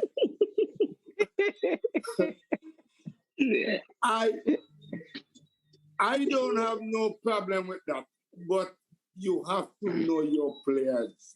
But who pick your team, Scramler, when you have your team? Sammy, wait, no man, Sammy, who pick your team when you have your team, Scramler? Who pick my team? Yes. I did not pick my team. I was only selected as the coach. Usually when you have your team, who picked your team, Scramler? I pick my team. Exactly. So the man have a team, the man pick a team. So wrong with that? I pick my team. Okay, this is what I have. I mean, now your turn and I wait. No man, Sammy, the man in line. You have to know your players. You got to know what you want to achieve. Okay? You got to be able to say, well, okay, from this stage to that stage to this stage, I should be here. My players should be here. We are not seeing this on the national setup at all. Okay, guys. That's my 2 cents. I was thinking, right, when I see Kyle play, right, I'm saying, could you imagine I have Olex on the left side and Kanye on the right side? And you can build a system to that. I mean, this is the kind of thing I'm thinking about, how could you have these kind of players, these quality players, you understand, and not get more from this team? Something is wrong with the whole thing. Look at they're afraid to come to Kyle for it. But Sammy, here's the other thing about selection. Hold on. Sammy just jump over Shadell there again. Shadell, go ahead. All right. Patrick, Mr. Han, Yes, ma'am. have you coached a team before where in practice they do what you ask and in game they do something completely different than what you practice? I have, and when they don't execute, they get changed. Right, bench them. Yeah, Okay. And not only that, when you change them, shut up. Don't tell. When you change them, you ask them to look, and you tell them what they were doing wrong, and you put somebody else there, maybe a little bit more experience, and then you make your points when that person you put in, whether they do it wrong or right, so he sees the game. We tell you are a coach in America. You are never coach in Vincent. Okay. Okay. They did not listen to you. The Patrick did not listen to you. Thank you very much, Sammy. Thank you very much. They're accustomed doing what they feel like. You don't understand.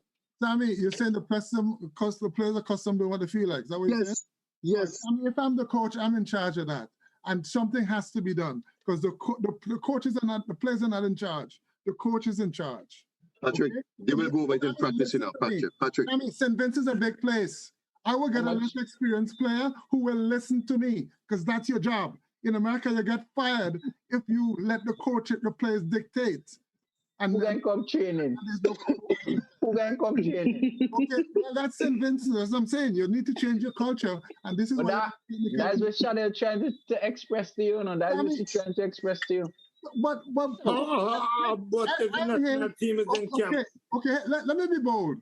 Why don't you try somebody else and see if they could get it done with the coach? But Patrick, I asked you the question because I'm saying to you, and we're just now saying here, get somebody else. How many coaches have gone through the national setup and have the same set of complaints? Shadell, I'm asking you that. Shadell, have I ever coached in St. Vincent? Did you ever give me? No, you haven't. But Sammy, have you? Charge with over 30 years experience as a professional player? Sammy, you may know we doing that. But that's not the answer to the question, though. That is my answer. Maybe no, that can't be the answer to the question. Why can't be the answer, Penna? But Shadell. That's it. Yeah. Okay, I have one other point. Shadell. Me done and about listening. Shadell. Oh, you done? All right, my bad. Let me say. Right, sorry. Hippolyte? Hippo, that is the question. I'm Vincentian, and I'd love to coach the team. So with you ready? Send in the resume. Okay? Send it in. I go organize you. There's another point I'm trying to make. Talk about team selection. What is the job of the assistant coaches? Oh God, really? The assistant coaches can't see things and suggest to the coach. Let me tell you this before anybody answers. Wait, no, Sammy, no. Patrick, it's more critical than what you Patrick. No, Sammy, no. Stop. Shadell, here's the kind of assistant coaches I want. When they wrong and coach suggests this and whatnot. Because if you that is when you have competent people around you. Pull all the brakes. Pull up all the brakes. Pull up your handbrakes. Pull up your handbrakes. So let me ask a question.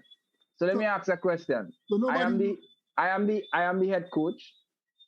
Patrick brings a suggestion to me. Right. What does that mean? What does that mean? Well, you have to review it. Patrick's capacity, assistant coach. So he's my assistant coach. What does that mean? I have to review it. After reviewing it, after reviewing it, I still decide to do what I want. What? Okay, so that's the coach's problem. Then you don't need assistant coaches then. So we have to be careful. I'll be careful. I'm telling you what. This is how it's done. This is why you have assistant coaches. So because you are my assistant coach doesn't mean that I am going to take your suggestion. I could listen to it. Mr. Gordon. Yes, sir. Mr. Gordon, does that mean that the coaches doesn't have blackboard sessions together? So if I make a suggestion, hold on a while, Mr. Gordon. I don't like these half truths I've been hearing for the last half an hour. This is why I say. Go ahead. Ask me the question so I could give back Shadell the mic. So I'm just drawing a point to you. Whether or not the assistant coaches make suggestions, it doesn't mean that they're not taken or they are taken. It still lies within the realm of the coach to decide what he does, the head coach. Right. Yes. And why does he have assistant coaches? That's why he should listen to them. Because they don't. But the question is, guys. do they give? We are not in the situation, so why are we assuming? But I don't understand what you want the assistant coach them to do. The way that we play, our system of play comes from pressing the ball. That's our system of play. Pressing which ball? Pressing which ball? When? You give everyone a hit it long. Okay, listen. If you look at when we started. Pressing way. Okay. Which part of the field? Way. In the offensive part. Listen to me now. We haven't done it in these 3 games, right? 3? But no, if you look at us before when we Nation League? Yes, last year, right? We did a lot of pressing and all we wanted, it's just one goal, one hand guy cut the ball and dribble and score a goal. And we were like that. And this is how we win our games. This is why we almost make it to the Gold Cup. We should have been there. You understand? So when you all say now, about these things, it's who he is. That's not going to change. And you have to give it to him. He was successful playing that way. He almost took the team to the Gold Cup playing that way. And you guys can't criticize that. Who's that? Who almost? Thank you very much, Sammy. Thank you very much. Who are you talking about, Sammy? The all-call. Talking about yourself. What was that? All we had to do is beat Dominica, and the reason why we lose to Dominica, this is the reason why we lose to Dominica. I tell a friend of mine, here's something that we lose in this game, because Dominica is just as fast and is just as strong as us. You understand what I'm trying to say? So we can't outrun Dominica and all them kind of thing. And the problem with our coach, you don't know who is going to play from game to game. You don't know who's going to play because he will add, if you can press, if you can run all day, if you can run 16 on the beat test, you will be in there because that's his game. That's not going to change. When he's coming about Diamond and Diamond, what are you talking about? Are you kidding me? Diamond? Shadell, take the mic from Sammy, please. Continue your point, Shadell. Okay. Yes, I still on Mr. Hahn. Right?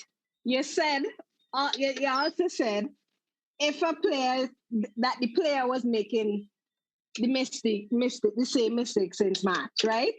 As far as I saw, twice he made the mistake. And Sammy just said what I was going to say, then you have to change the whole team.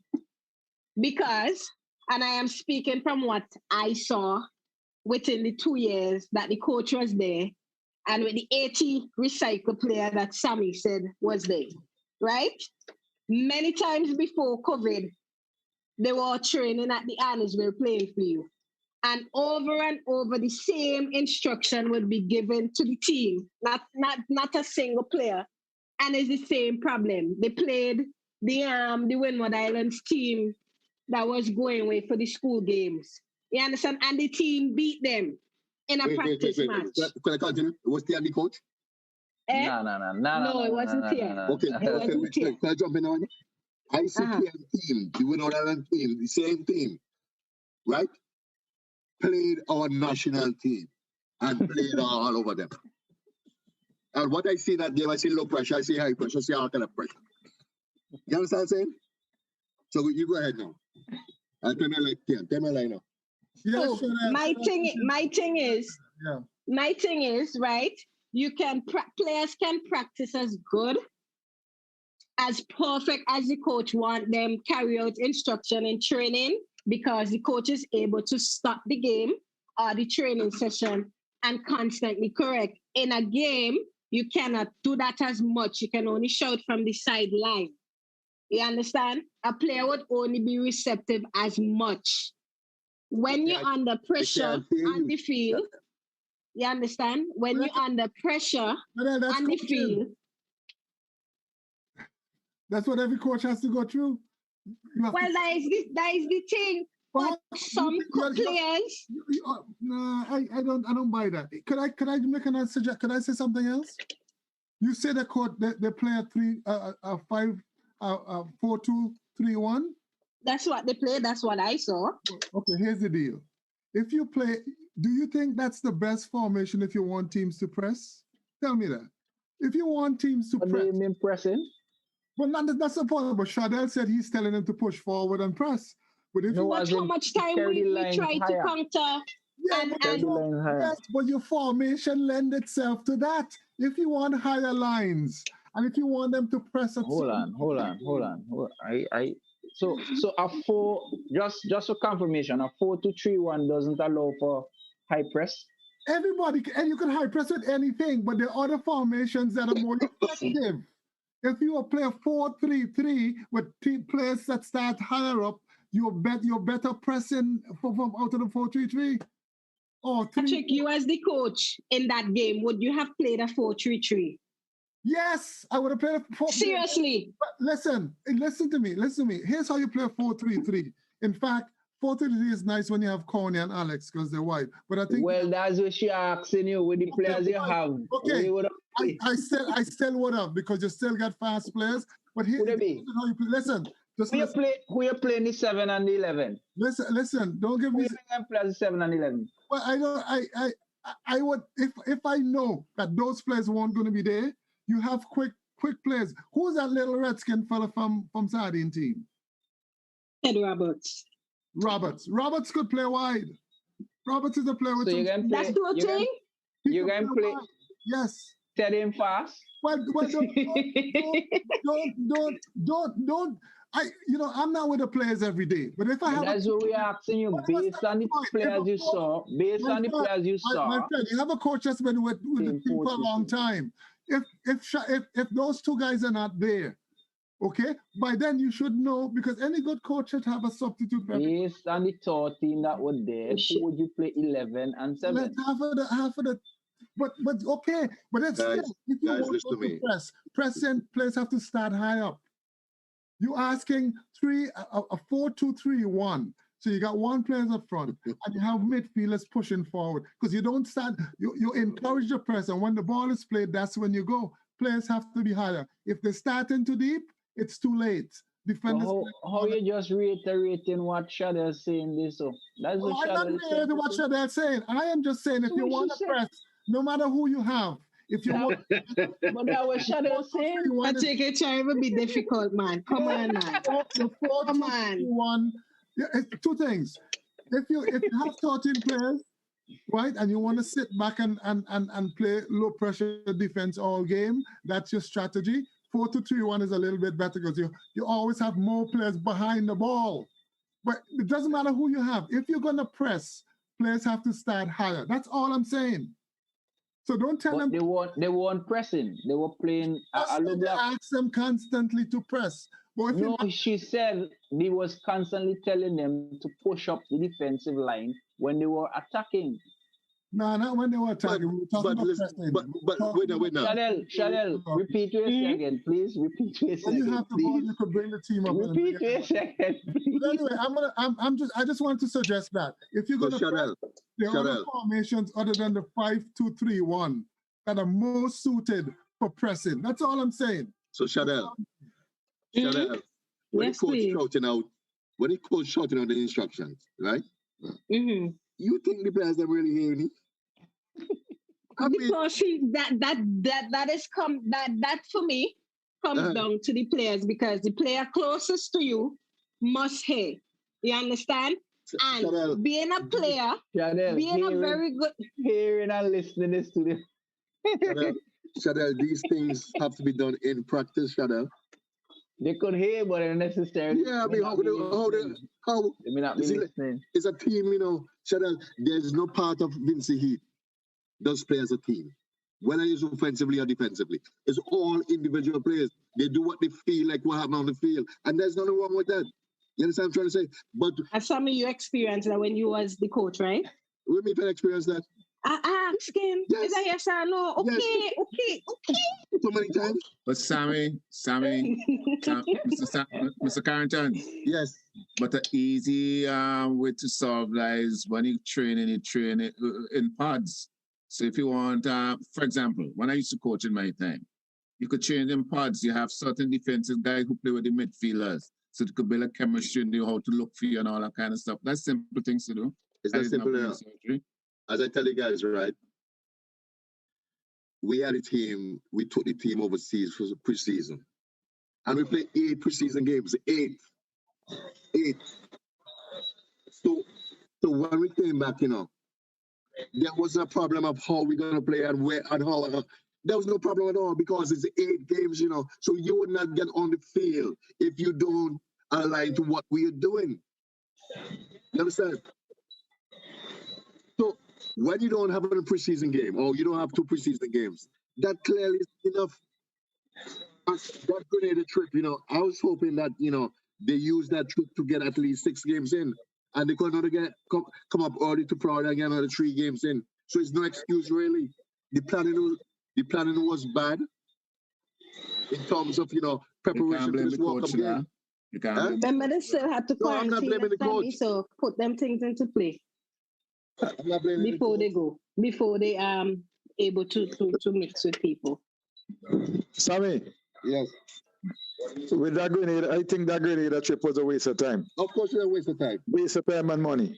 And the reason why, and I could be wrong, the reason why we go to Grenada is to run up the mountain. I know. You understand what I'm saying? Because his game is a pressing game. And Sammy, I guess so we high enough mountain in Vinci? I guess he followed the science, I don't know the kind of science they, that's before my time. Them after my time. They have something up the mountain, right? And they forgot the most important thing, is playing out of the back, playing in the final, the switch play, wide, all that kind of thing we went in the class, right? At the end, all that thing we went over the. So why think we really go to the thing in the class? Just because they are getting information from FIFA? No, that's what every team does. You understand? But we don't like to follow directions. We want to do our own thing. And our own thing is not good enough. Whether it's coach or player, because this is how our clubs are.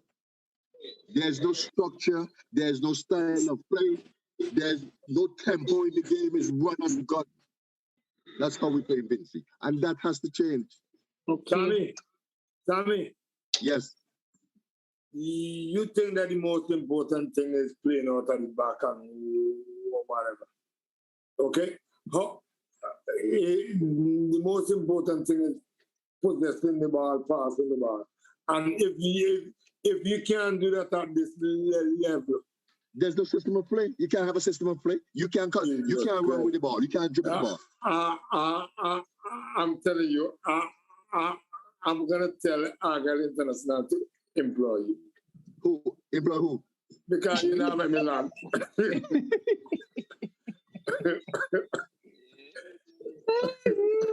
can do for you. What's I mean, you might say. Yeah. So if we don't have no ball possession and if we can put the ball and make 1, 2, 3 passes and build up and play. Scrambler. At least try. I think to do that, you have to have good communication, and that's very important. And that's something that's lacking. Guys, before you do all this, you all have a coach kids? Outside it for control, inside it before you do all these possessions, Scrambler. Outside it for control, inside it for control. All of these things that we work on before. Name a player on the national team. Who, me? Any player. Yeah. Calgados. How many hours of grassroots football and grassroots matches you think you would have experienced? Yeah, I know he has experienced a lot in his time. Because in 2011, Grassroots. in 2011, 2012, I did a tournament. I did a tournament in Salt Reward, and he was the MVP. How long was your tournament? I Where would you getting at, disagree. Tian? I would What are you getting at, Tian? Where are you getting at? What am I getting at is this. Yes. To develop this force touch, this turning, Yeah. whatever we're talking about. Who's coaching it? How often are they getting a chance to repeat the skill? How often are they being placed in situations to develop the skill as efficiently as they should? Yeah, that's enough. So, Right. so that's what we need to solve. Yeah. That's what we need to solve. So Kyle may have experienced a lot of games in our context. But I guarantee you, for any one season, he did not play more than 15 games. Yeah, could be true. For any one season, he did not receive coaching for 3 hours within a week. But yeah, so when I was growing up, yeah, we didn't have that kind of coaching and thing like that, you know. But we play, that's why you ain't met no team. we ain't met no team. You ain't met no team. I met no team. Which professional team you make? Sam, give me a chance to answer Tian's question. Tian, Mr. Gordon. And that's the point, yes, sir. Mr. Gordon. Yeah, good team, man. Mr. Gordon. Mr. Gordon. Yes, sir. Second touch football was part of the CONCACAF curriculum for the last 5 years. Hold on a while, don't. And I answer to Mr. Gordon, hold on. Mr. Gordon, hold on a while, please. Right? Second touch, where that you learn to play out the back, and the attacking team can't press you until you make the second touch and turn. Right? Hold on a while, Mr. Gordon. They implement that. Mr. Gordon. Mr. CONCACAF. SVG's on the CONCACAF. Which sentence you talking about? The one in your head? Implement that people. Tian. Yes, sir. Tian, let me just say something, right? Let me just say something. Hold on a second. Hold on. No. Hold on. Shane had a point to make a while ago. I didn't give him a chance. It was to rebut to your point with regards to the Olympics. When you went to the Olympics with some kids and you said they pick up the information very quickly. So Shane, if you still want to chime in on that particular point. Oh, yeah. Well, when Alexander speaks of ODP, right, I think he should give people a bit more context. ODP are the best players in the state, right? Not only the best players in the state who make the development team. So those players have been coached at the club level and they play at least 2 to 3. They train 2 to 3 days per week. So those players' IQ, as even the U14, their football IQ would be equivalent to about an 18, 20-year-old in St. Vincent because of the repetition that they have, because they play week in, week out. So when you say they pick up the system of play, they've been exposed to different system of play. They fit, they got the exposure, so the transition is seamless for them. So you basically said that you're basically telling me that our national team players they don't have that IQ and it's not the best players in Vincent. I won't say they're not the best. I would say that their IQ might not be there. Yeah. We are talking about a national team. We are talking about the Olympic developmental team. That's correct, because the same players you mentioned, because on average, how many days of soccer you think those cheering on the ODP team is exposed to? 3-4 days a week. Correct. And for me, Shane, right? And for me, Shane, I don't even think it's exposed to football because we play football every day here. Right. Organized football. Right, is what is being done when we're playing. Because they stretch, they warm up, they warm down. So there's structure to their playing. So they not only play, there's structure to there's always some structure and something they're working on for every session. Yes. Yeah, when you were teaching this class in 2018, the emphasis was, allow the kids them to play and, limited coaching, wasn't it? Yeah. I mean, that's what we got. That's what we got playing. But the idea with that was your organization of the session would allow for them to hit the objectives that you want. It's not just free play for free play. The setup of your session dictates the objectives of what you want. So you can achieve the milestones. Right. It is not you telling them what to do, but the organization of how you set up the game, how you organize the space, what you're telling them to do. Guys, that would help them to execute. All them things that you are guys talking about, I could solve it in 45 minutes. 45 minutes, I could solve it. In 45 minutes. All of that, 45 minutes. So it's not rocket science. It's football. It's nothing new.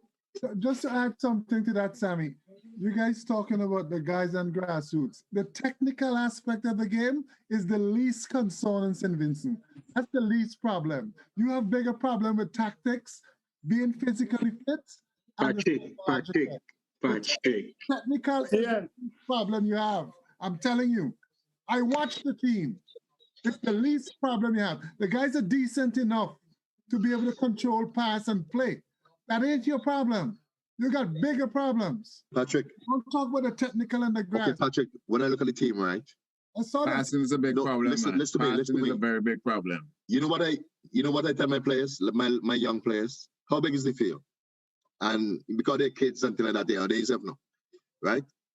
So when I say, okay, 80, okay, I say, okay, maybe 120 by 80 for the adult team. How many players on the field? 10. So divide that by 180 by 10. 12 yards. So what we don't do, we don't play 10 yards apart from each other. We don't play 8 yards. For us to get our passes, we play 15 yards, 16 yards. And to get over there, good players are going to read the game and cut off those passes. And when the ball coming so hard that you can't control it, you can't play back one touch because there's no support. So all of these things, around the ball have to be compact. Two, if you're fit and you move quickly, you have more time to control the ball. Time is space. Time, it means space. You move quickly, you have support. Support.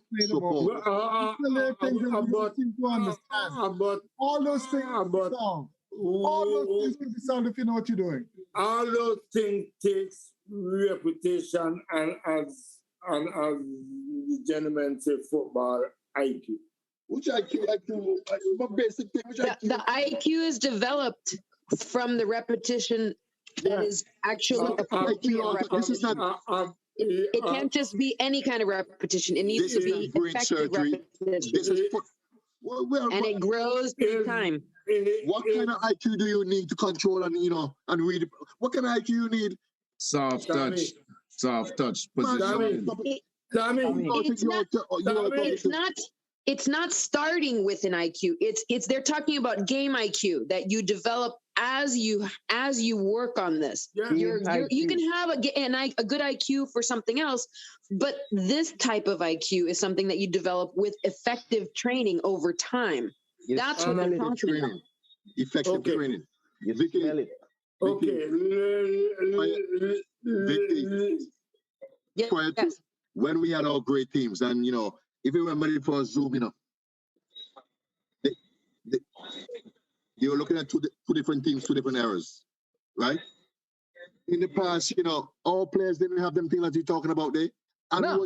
Fine. No, sir. But Theon is saying that did not lead to the breaks. Go ahead, Vicky. So your point is that you guys did not have that, but Theon was mentioning before in a comical way. Where did that lead to? Okay, where did that lead to? Seriously, without feeling insulted, is it the standard that you would have wanted to compete on a global level? this is where you are.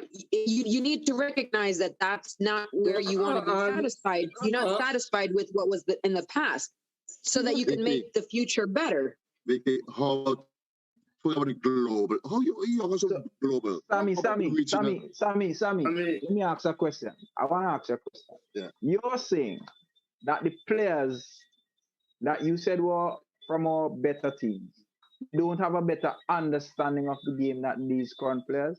No, you didn't say that. No, I'm asking. Okay. Okay. I'm asking. I want him to respond. Do you think they have a better understanding?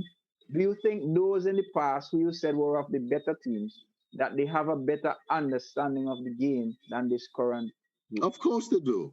But that's what we're talking about. Of course they do. That's what we're talking about. I'm saying, okay, listen to me now, guys. I look at. That is what we're talking about. Understanding of the game, when, where, and how. Okay, listen to me now. Sammy, let me talk. Sammy, give me a second here. Let me ask Tian something. Tian? Yes, sir. All it really takes is just repetition, and this doesn't have to go in with a technical set. Hold on a while, sir. Listen, Shadela. Hold on a while, sir. You ain't giving me a chance to talk, sir. I just need like 30 seconds, you know. Go ahead. Just taking the ball and passing it to the wall and soft touch it when it come back. Teach you how to take a ball under pressure on the field, right? So people have to take responsibility for their development also, because that's what we used to do. We used to go next to the wall and we hit it harder when it back. We had to soft touch it back down. You understand where I'm coming from? You don't need to have a structured setting to learn to soft touch down. Shadel started off our statements by saying we do not have a training culture. Persons do not want to train. Do not assume that what you guys used to do, the players now are doing it. Yeah. I want to respond to that. Let me respond to that. Let me tell you. Hold on a second. Yeah. As I said a couple of weeks ago, we've been through this. Yeah, take off them thing there, yeah. I came to Mercury Youth Program, okay? And we train 4 days a week. And Saturday morning, I will have to go to roller coating clinic. Okay? That was my pattern. I look at my son now. I look at my last son now. Everything for him is football. Every single thing for him is football. He never tired. He is like, Pop, I want to go at the park. And I'm like, for what? Let's go do some park. And I'm like, I'm tired. You're like, no. I want to go to the park. So by yourself, make you a better player. Don't wait until, Mark, I forget something. How this kid is gonna get the soccer balls? Scramla. So you want our players to go to the park and play with what? No, I'm not. Where do you go play with? Where they get hit on the wall? You're gonna make a soccer ball. You're gonna make a soccer ball. Yes, Shadel. I see your hands up. Shadel. Go ahead, Shadel. Sammy. Yes, Shadel. Remember earlier in me comment and they comment, right? When I say that the players now have to help themselves first while we work on fixing the outside issues. Yes. Don't wait on the coach. Don't wait on the federation or anybody. Right. If our players, that is what Tiana said, we cannot assume. If the players themselves can say within themselves, okay, I need to get fitter. I am going to go run. I'm going to go on the park, run for 25 minutes, do some fitness, or I'm going to go on the park and practice on my technical abilities and that kind of thing. We can get better, but until that happens, we're not going anywhere because the players in them only training when they go to practice 2 days a week. Shut up. Sammy, If I'm one of these 80 players, listen to me. Sammy, If Sammy, our shadow tell me if I lie or not, right? Here in St. Vincent, persons who are older than 35 train more than those who are less than 35. Yeah. You are well. I want to say train and they go on the park more. Okay then. I want to say train. They go on the park more. So it's what love of the game you're saying? Is love of the game? Yes. There's nothing motivating the players here. Who need more PSP is the down there. Correct. Well, and PSP and PUBG and all them things, you know. Let me tell all of this. Monday, and it's every weekend behind this. Every weekend behind the same issue with one 11-year-old. We would set up to do some drills because the games them Jabels have going on every weekend. You want to use those games to develop the game. You understand? So we as coaches would watch to see what they don't understand and work on it the next training session. And every time I go and do something, this 11-year-old asking me, but coach, what means every week we can go to drills, we not play. Them is the kind of issues, the things that playing all the time. Yo, a few years ago, I was down there. And I had system 3. And I'm teaching them how to play out from the back. After like 20 minutes in, a player come to me. A coach what more with our scrimmage. You see that. And I'm looking at it and I'm saying, what kind of mentality these guys have? Because I'm doing this with my team and my kids, their mouth is open like, and you asking me about scrimmage. Culture, man. Culture. Guys, let me ask you, Theon, how can we break that culture? We have to start doing, man. We just talk a lot. We just talk too much. We have to start doing things. So I'll give you an example. So right now, Blossom, Jebel, Chelsea, System 3, we are now start. But other than that, there's nobody else in really. I think Predators started some things too. But other than that, nobody else really consistently doing anything really. I think and in order for us to have the repetition that you guys are talking about, that's what needs to happen. So in answering that question, we need to have more repetition of good habits. About equipment. Scrambler, when we do our camp, Scrambler. Remember when we do our camp, Scrambler?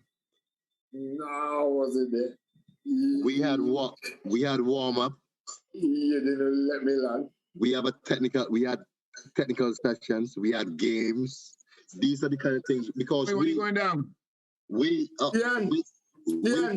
should have seen our technical session. No, we come from Me, I am not going to deny that now. What you guys are saying would be perfect, but the kids are not exposed to this consistently. That's what we're trying to tell you now. No, we're saying, right, and this is what I like about you when we had a camp, right? They arrive at 9 in the morning. You understand? And they know that they have to be there early because we're going, we have all things set up what we want to do. And we had it for 2 months. So what I suggest, some of you guys who are here, who live abroad, you guys have a part to play to change the culture. And We just can't contribute on the Zoom alone. That's not good enough. You understand? And this is why. Container, man. Open the container. So this is where you come in. This is where you come in. You understand? You are going to be the next president of football. Never. And we are going to support you. All of we here on the Zoom. This is why we every week. We don't want you here, but be technical director and all that kind of. We want you to be president. You can be president and the technical director too at the same time. Shadell is going to be our next president. Patrick. Yeah, Patrick. Yeah, Patrick. Nah, I want Patrick as a coach. You have Hippo. You have Vicky too. Hippo Jen Seko. Vicky will be in charge of the female football. Nothing wrong with that. Nothing wrong with that. If people support you. Sammy Wadi. No. Sammy Wadi, the primary school football. Yeah, that's all I want. Actually, Theon, I'm exploring that stuff we talked about 3 weeks ago now. Well, let me know. No, I don't start to build the flow chart and all that kind of stuff. I ain't ready to set up to yet, but I'm exploring it. Yeah, Excuse me, we have to have new regime with all them kind of thing. The people above, they have that kind of vision. You understand? It's not going to work because they have no vision. They're not going to give you the money to do it. You understand what I'm trying to say? They're not going to do it. So you are just wasting your time. No. The way that's something separate. To have somebody like Theon in charge, where he has the vision, we will support him. He control everything. He control the budget. He control everything. No, we're gonna bring in the Olympic Committee and all that kind of stuff. You're gonna see this. I'm gonna send it to you what that kind of finish. No, I really don't know. So, I'm gonna stay up it. Me and him done. He ain't allow me. He ain't allow me to finish. Huh? He ain't allow me to finish. He did not allow me to finish. He didn't allow me to finish. I was going to live. Yeah, I don't know. You trying to leave New York right now. You trying to come home because you are coaching home. Exactly. Who are coaching? Exactly. Scrum. Let me ask a question now. You really want to go home and coach? To do what? I want the under 70. To do what? So how often do you coach up here? How often do you coach here? How often? Every day. Exactly. You think you do at home? Huh? You think you coach every day home? Yeah. How? Huh? Where you practice every day? Where? Which field? Which field do you use? Remember we had that discussion last week, right? Where you use? Kemlin Park. You have equipment? Where equipment? Where you put equipment? The man have a container. Oh, what do you mean with my equipment then? You forget he had a house next to the park then, and you forget? Huh? He had a house right next to the park there. But you don't know my way about. Where is this thing in Shortly what you are doing and you ain't telling me nothing? The man trying to keep you out the mix, Jed. What many Shortly what you ain't telling me nothing? Keep you out the mix. Yo, I'm telling you, you walk at AIA. You don't let me land. Wait, but you had anything from me? He's not your body again. The man in Federation involved in this? If they involved, it will work. No. It's a force now. Okay. And my team and my boy pack up and leave and went to Tianjin. Okay? Pack up and leave and went to Tianjin. I was so upset. Are the man vexed? Man vexed with me got there what anything? You talking about? Right. We don't say it before you know. I want to tell you that. Actually, I heard some news today, but I don't know if I should. No, don't say it. Leave the alone. Don't say it. Leave him alone. Leave me alone. You can't tell me nothing about me and about me, you know.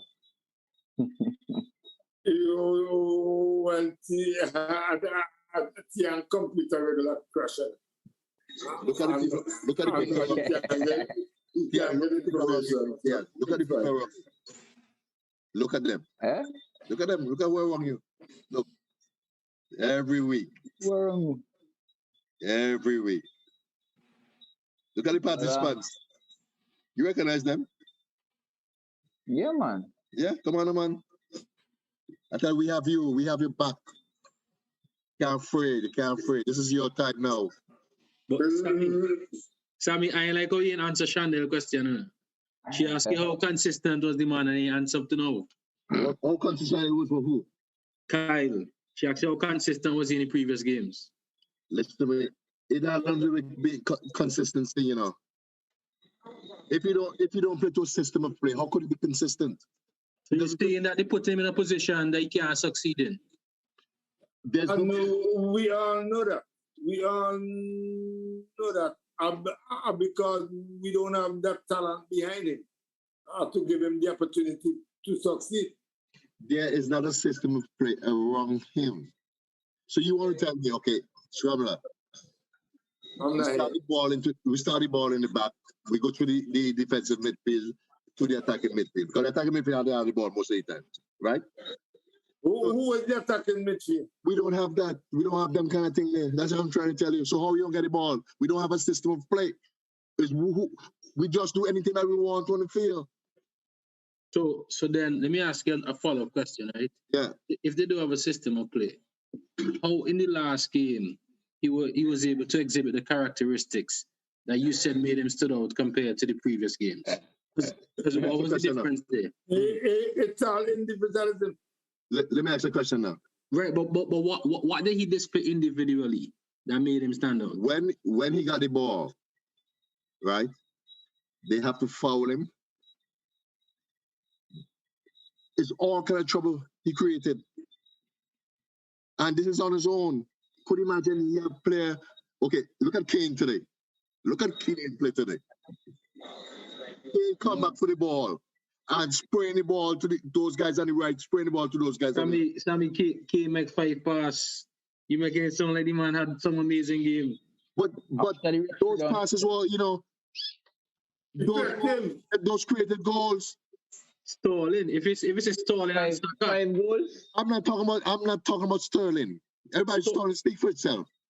Saka. But Saka had a good game. Kane and Kyle play more or less the same position. Okay.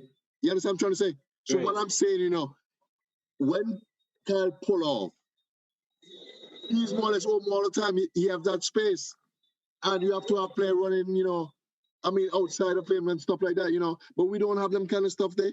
And this is not new. This is not rocket science.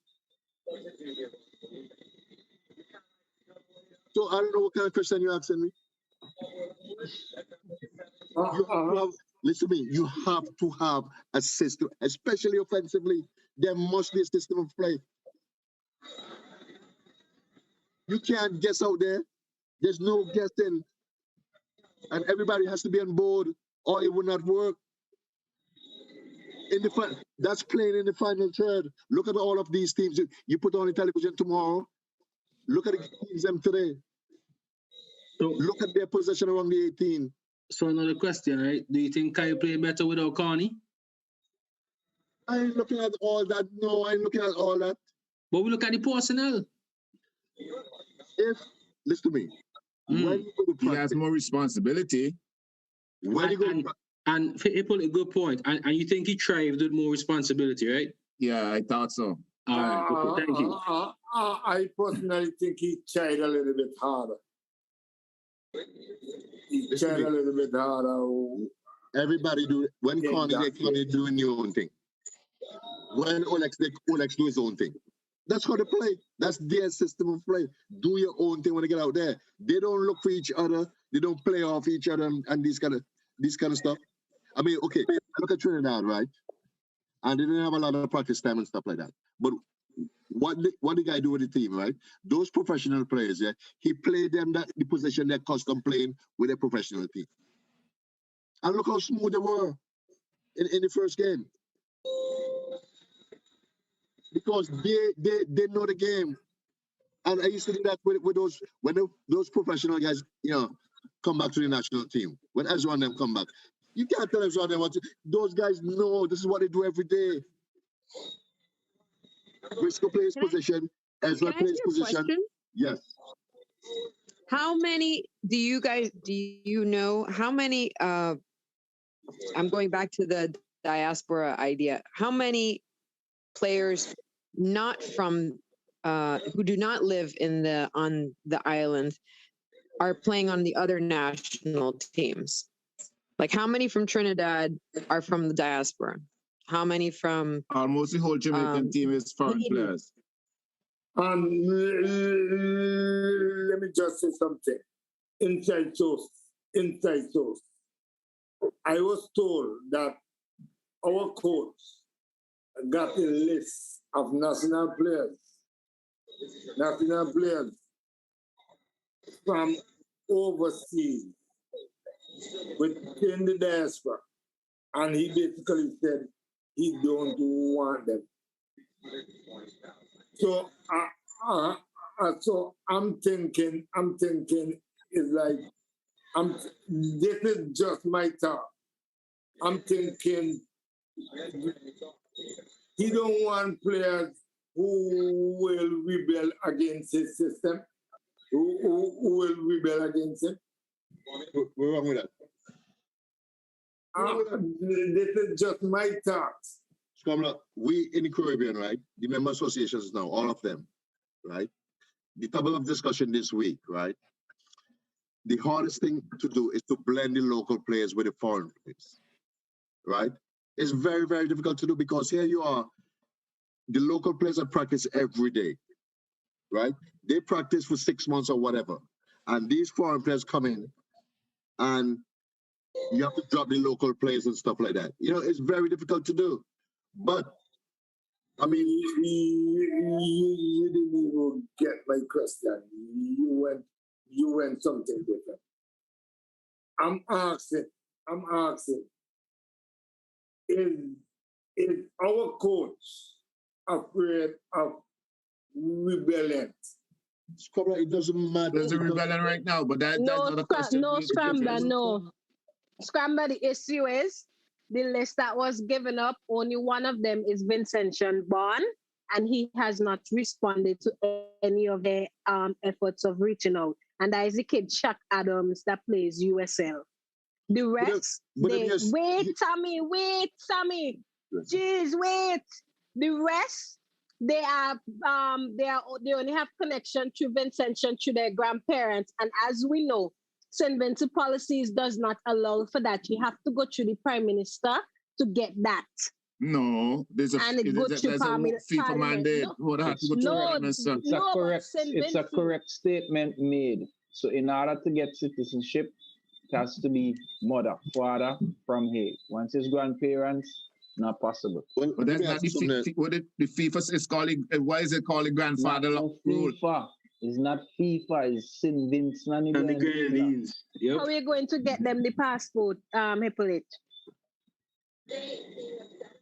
That is now a FIFA acceptance. Is what the law is in St. Vincent. FIFA would accept grandparents, yes, but the law in St. Vincent is stating that it has to be parents. Guys, become for citizenship? Yes. Yeah. Guys, you always get tricked with this. You always get tricked with this foreign thing, The other islands? Everybody else is grandparents except us. St. Lucia have it the same as us too. St. Lucia is going through the same problem. Guys, you all get tricked with these foreign players, These foreign players are not the best that in players from their cricket team, also? Sammy, you're not making no sense at all. I'm out. But Sammy, these foreign players that you guys want to bring in, they're not the best players on their team. So when you bring them to St. Vincent, you all expect them to create all these miracles. No, it doesn't work like that. Sammy, can they help the country? Unless they're in a high level. Exactly. But most of the time, they're not really high level. This USL thing, that's not a big league. Sammy, who else in the Caribbean region have USL players? Is what I agree with you, Sammy.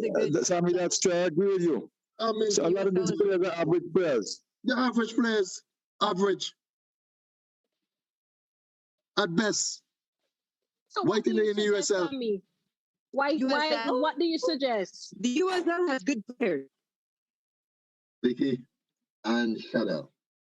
Yeah. Kyle, I in really believe. USL? I really More, believe. more like Right? stay in USL? I believe when you have your core, the core players from your island, you have them training twice a day, right? With football, you train them twice a week. You have to get good. If you have the proper Twice a training, week or twice a day, you said? Day. if you have the proper training Morning, evening and, sessions. and you're competent as a coach, Okay. I mean, I have seen it and did it too. You understand? So you can't convince, no one can convince me. You have the core players, all players who come back, most of the players who come back from, to the Caribbean. I'm talking about all of the teams, most of the teams then. They're not, they don't really make Slice bread. And when do you expect, if you're able to do that, say for straight, and actually have them do twice a day trainings for 2 years, obviously with some recovery time in between different kinds of practice.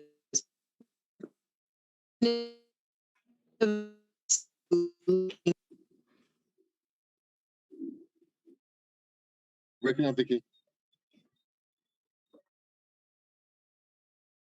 Sam, Yes. until Vicky gets herself righted. Players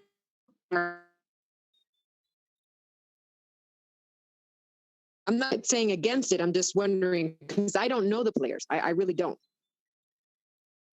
We didn't hear what you said because you broke up. So just repeat. Yeah. Sorry.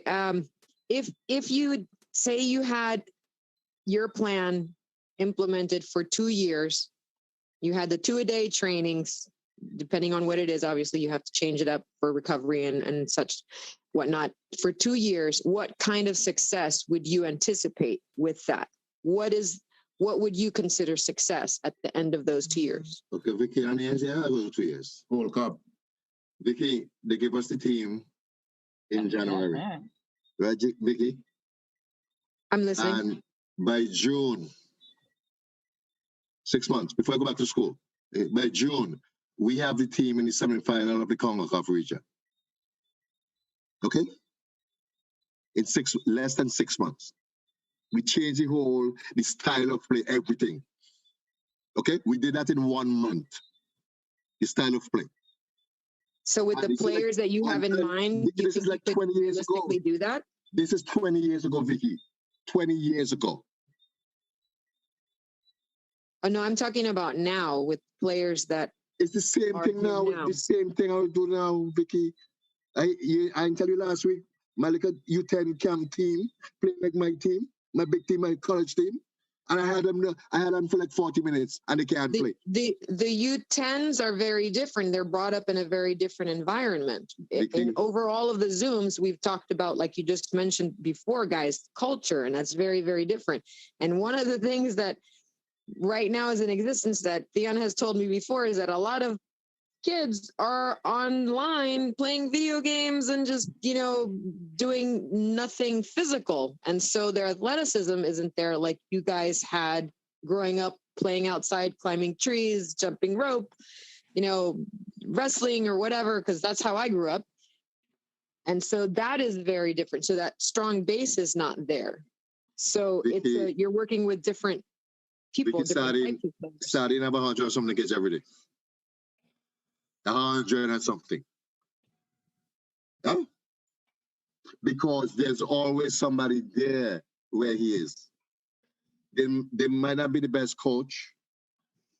You understand? But there's always somebody there and they allow the kids them to just play.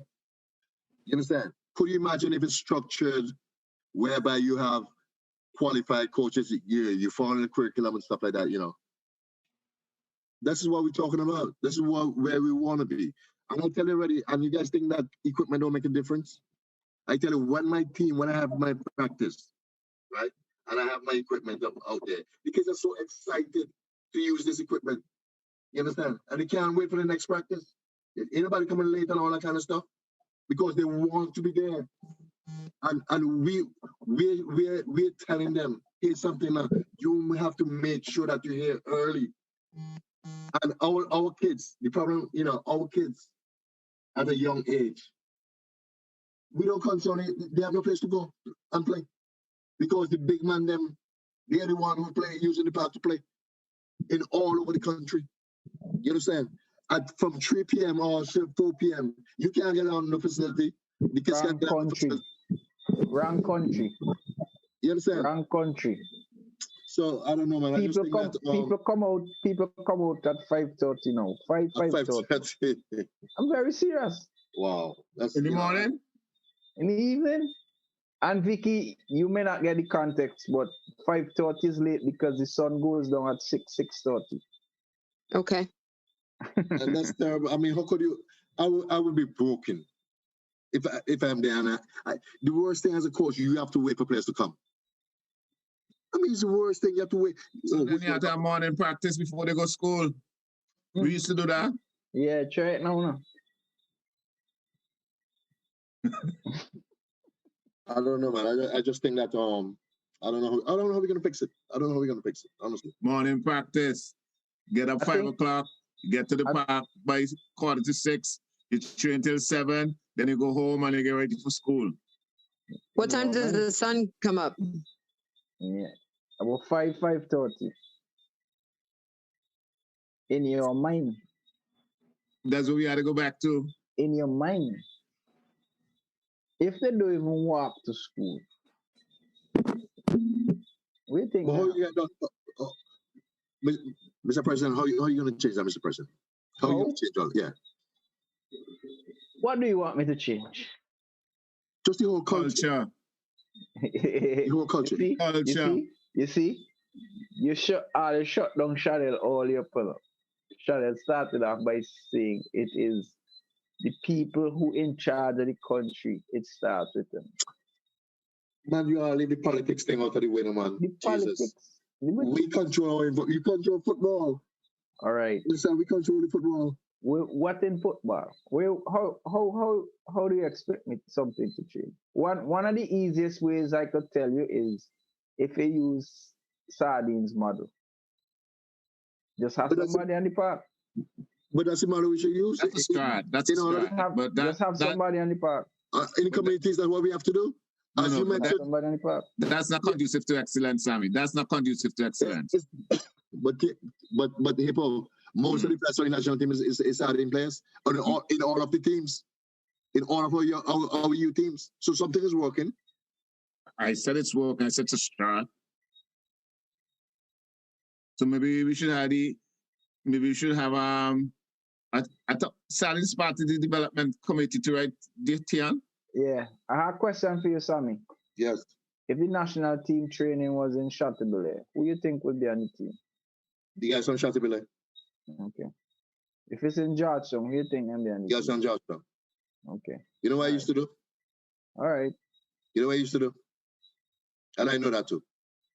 So I go in halfway. I go on Bookament. You understand? So the guys that from Leeward, we have most of the guys from Leeward, and that's okay with me. You understand? And we have the guys from Kingston. The only problem that, is the guys from, out Windward. But that's a simple fix. You send a van to bring in these sector players to come train in. Right. Yeah. That's not brain surgery. Come on, Mr. Gordon. It is brain surgery. Come on now. But listen to me, man. I just think that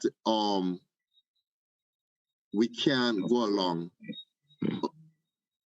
We can't go along the same way that we're doing things now, right? And I welcome that stuff that Theon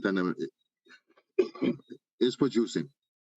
That is so important. You understand? But I'm hoping that the people above Theon is going to finance it and going to support it because it's needed.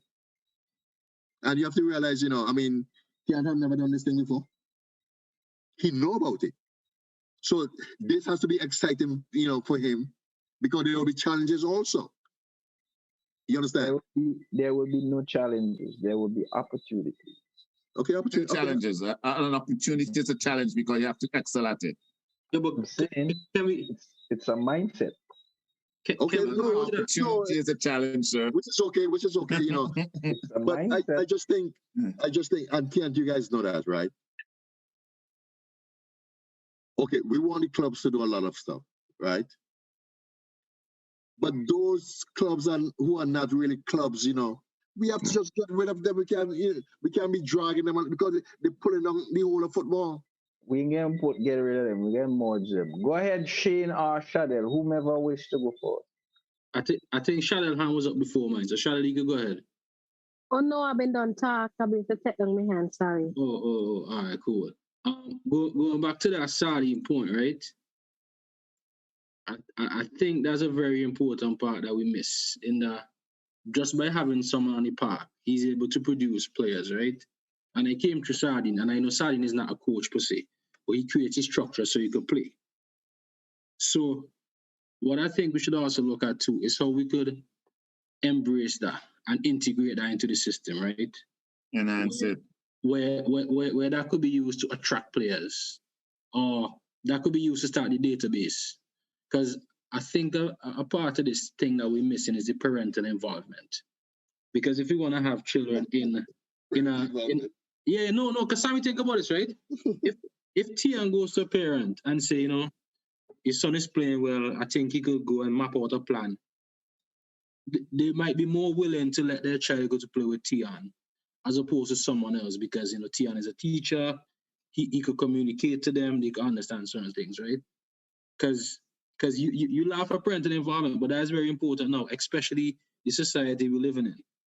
Because you need that extra support. You need them to be on board with the structure, with the timing. Listen, man. Everything connects. Sammy, let him finish, Sammy. He's onto something good. But no, let me tell you something. Man. Sammy, hold on 1 second. You see, I'm just going to piggyback on the same thing he said. With that, we have to establish alumni within these schools. Right? All the programs. Yeah, you understand I'm coming from. School angle with the PE and kind of thing that I don't think that will work. We got it to work because we're gonna do it from educational and employment opportunity. We're working on that. Okay. Yeah. Guys, 6-year-old catch a van and go to school by themselves. In Vincent. So we are talking about parenting. But Sammy, they put the kids on a van by themselves.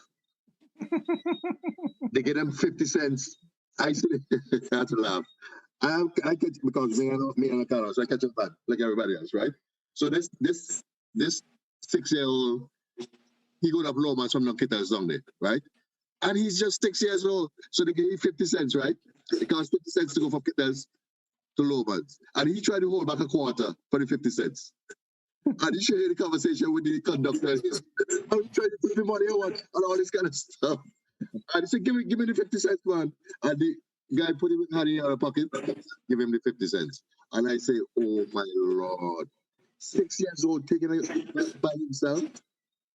But I think that the parents, as long as the parents would trust their players to practice in song and stuff like that. You understand? But I just think that the community has more to play. We have to develop from the community like how we used to. You understand? Whether they get there from 3 until 4:30 before the big man them come, something like that. Bring back the first. What? I think Tiana wanted to ask a question. Yes, sir. Philosophy. Could you expound? In terms of what? The question, sir. Who we are? What do we believe? What do we want? Who we are? What do we believe? What do you want? I want to know what is the impetus of the thought process. To play a brand of football is unique to St. Vincent and the Grenadines, which will help us to excel regionally and internationally. So basically, the philosophy, the system of play, from a practical and technical, that's what we're saying? Yes and no. So the philosophy has to transcend all the different departments. Okay. Can I make a comment? Yes, sir. Why not? All this talk about everything you try to do, it all goes for naught unless you treat players with respect. It's been the culture in St. Vincent for years. The players who are the game, who you're asking so much of, are treated the worst. Look at what happened recently with players. You didn't listen to them. I saw manager going up to the players trying to talk to them. The players don't even want to talk to him. So, all this thing you guys talking about? Who's the manager? I don't know. I don't even want to answer that, man. We know who the manager is. The point is, the players are the product. It starts with them. Please treat them properly. You never have. You give them a contract, you tell them, take it or leave it. You threaten them that they would never play for St. Vincent again. All this is rubbish. Rubbish. And you're lucky you got players like some of them African players would have just walk out to the team and not go out, would come to a tournament and not take the field. But you're doing young Vincentian. You're talking about these guys. You have to teach them to be professionals by treating them that way, and they will learn. So you could do all the implementation or whatever you want. Unless the players are respected and they feel comfortable and they feel they have administration have their interests, you're not going to get anything out of them. You expect more foreign players to come. A foreign player came there and was treated like dirt when the boy was sick. Treated like dirt when the boy was sick. And you're talking about foreign players. The other thing about foreign players, they don't have to be good as local players. They have something else to offer. Like what? How to be Professionalism. Professionalism, exactly. When Jamaica went to the World Cup, Robbie Orlandi and Bottom weren't stars in their team. They weren't, but they were good models for the boys. Yep, correct. Start treating the product properly, and players a product. Start preparing your coaches properly, right? Don't leave everything. Tell. There's so much I can say. What frustrates me when I talk about St. Vincent football, because it's so far behind simply because the basic things that we don't do. Let's do it, man. All you want. If players are not comfortable, you're not getting anything out of them. You ask them to go train on their own. What are they training on their own for? Players around the Caribbean have on a stipend. They're on a monthly stipend. I spoke to people and presidents at the tournament last weekend, and you're telling players what kind of stuff. The other thing is, it doesn't matter what you think of your team, whether they will go far, whether they're weak. That's not a FIFA mandate. FIFA give you money to prepare the team, regardless of what you think about it. Do the best to prepare the team. And especially if they're weak, you should do more. So don't think they're going to lose, or they're in this, or they don't want that, and you don't want to prepare them. That's not what FIFA said. Spend the money on the players. Treat them with respect. This is all about human relations. Until you do that, you're not going anywhere. We need to grow up in St. Vincent. Stop threatening players. A manager telling a player he will never play for St. Vincent again. Where did you hear that? Where does that come from? All this badge and talk and all this kind of stuff from executives. Patrick, I think they make a mistake, right? Man, Sammy, I hear it all, man. I know what it is. I know what it takes to get out of people. And this is it's been like that for a while. Patrick, I think they make a mistake. Players, and they get the worst treatment. Patrick, I really believe, you tell me if I'm wrong, and some of the guys could, I really believe the people above who run football, right?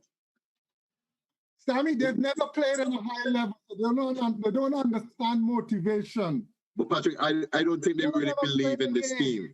I don't think they believe in this team, honestly. It doesn't matter. You still have to prepare them, Sammy. So you spend all the money on that team.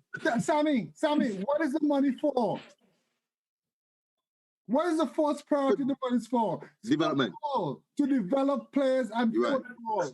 That's what FIFA says. Regardless of what you think about it, you have to develop the players. This is what you have to do. Okay? Work with the players. Otherwise, you know, FIFA could say, you know what? St. Vincent, you're no good. I'm giving you just a third of what I used to give you. And Jamaica, you're good at getting you most. No. All MAs are the same. But that's my point. They're all the same. Regardless of what you think about it, you must spend the money to the players. It's a cop-out. It's an excuse to not give the players what they deserve. Yeah, wait, man. You're not reading anything can put up there. Yeah, we're reading it. Man, this is those things mean nothing unless you have good coaches and you treat the players properly. You guys still don't understand. You still don't understand. So you could talk about, okay, a team in Georgetown. Everything starts with administration. They're the head. They have to model professionalism. They have to model honesty. They have to create the relationship with the players. True talk. They do. Otherwise, we're not going anywhere. They don't play the game. You got men on committees getting stipend, making more than players. Committees meet what? Once and twice a month? What kind of rubbish is that? What kind of rubbish is that?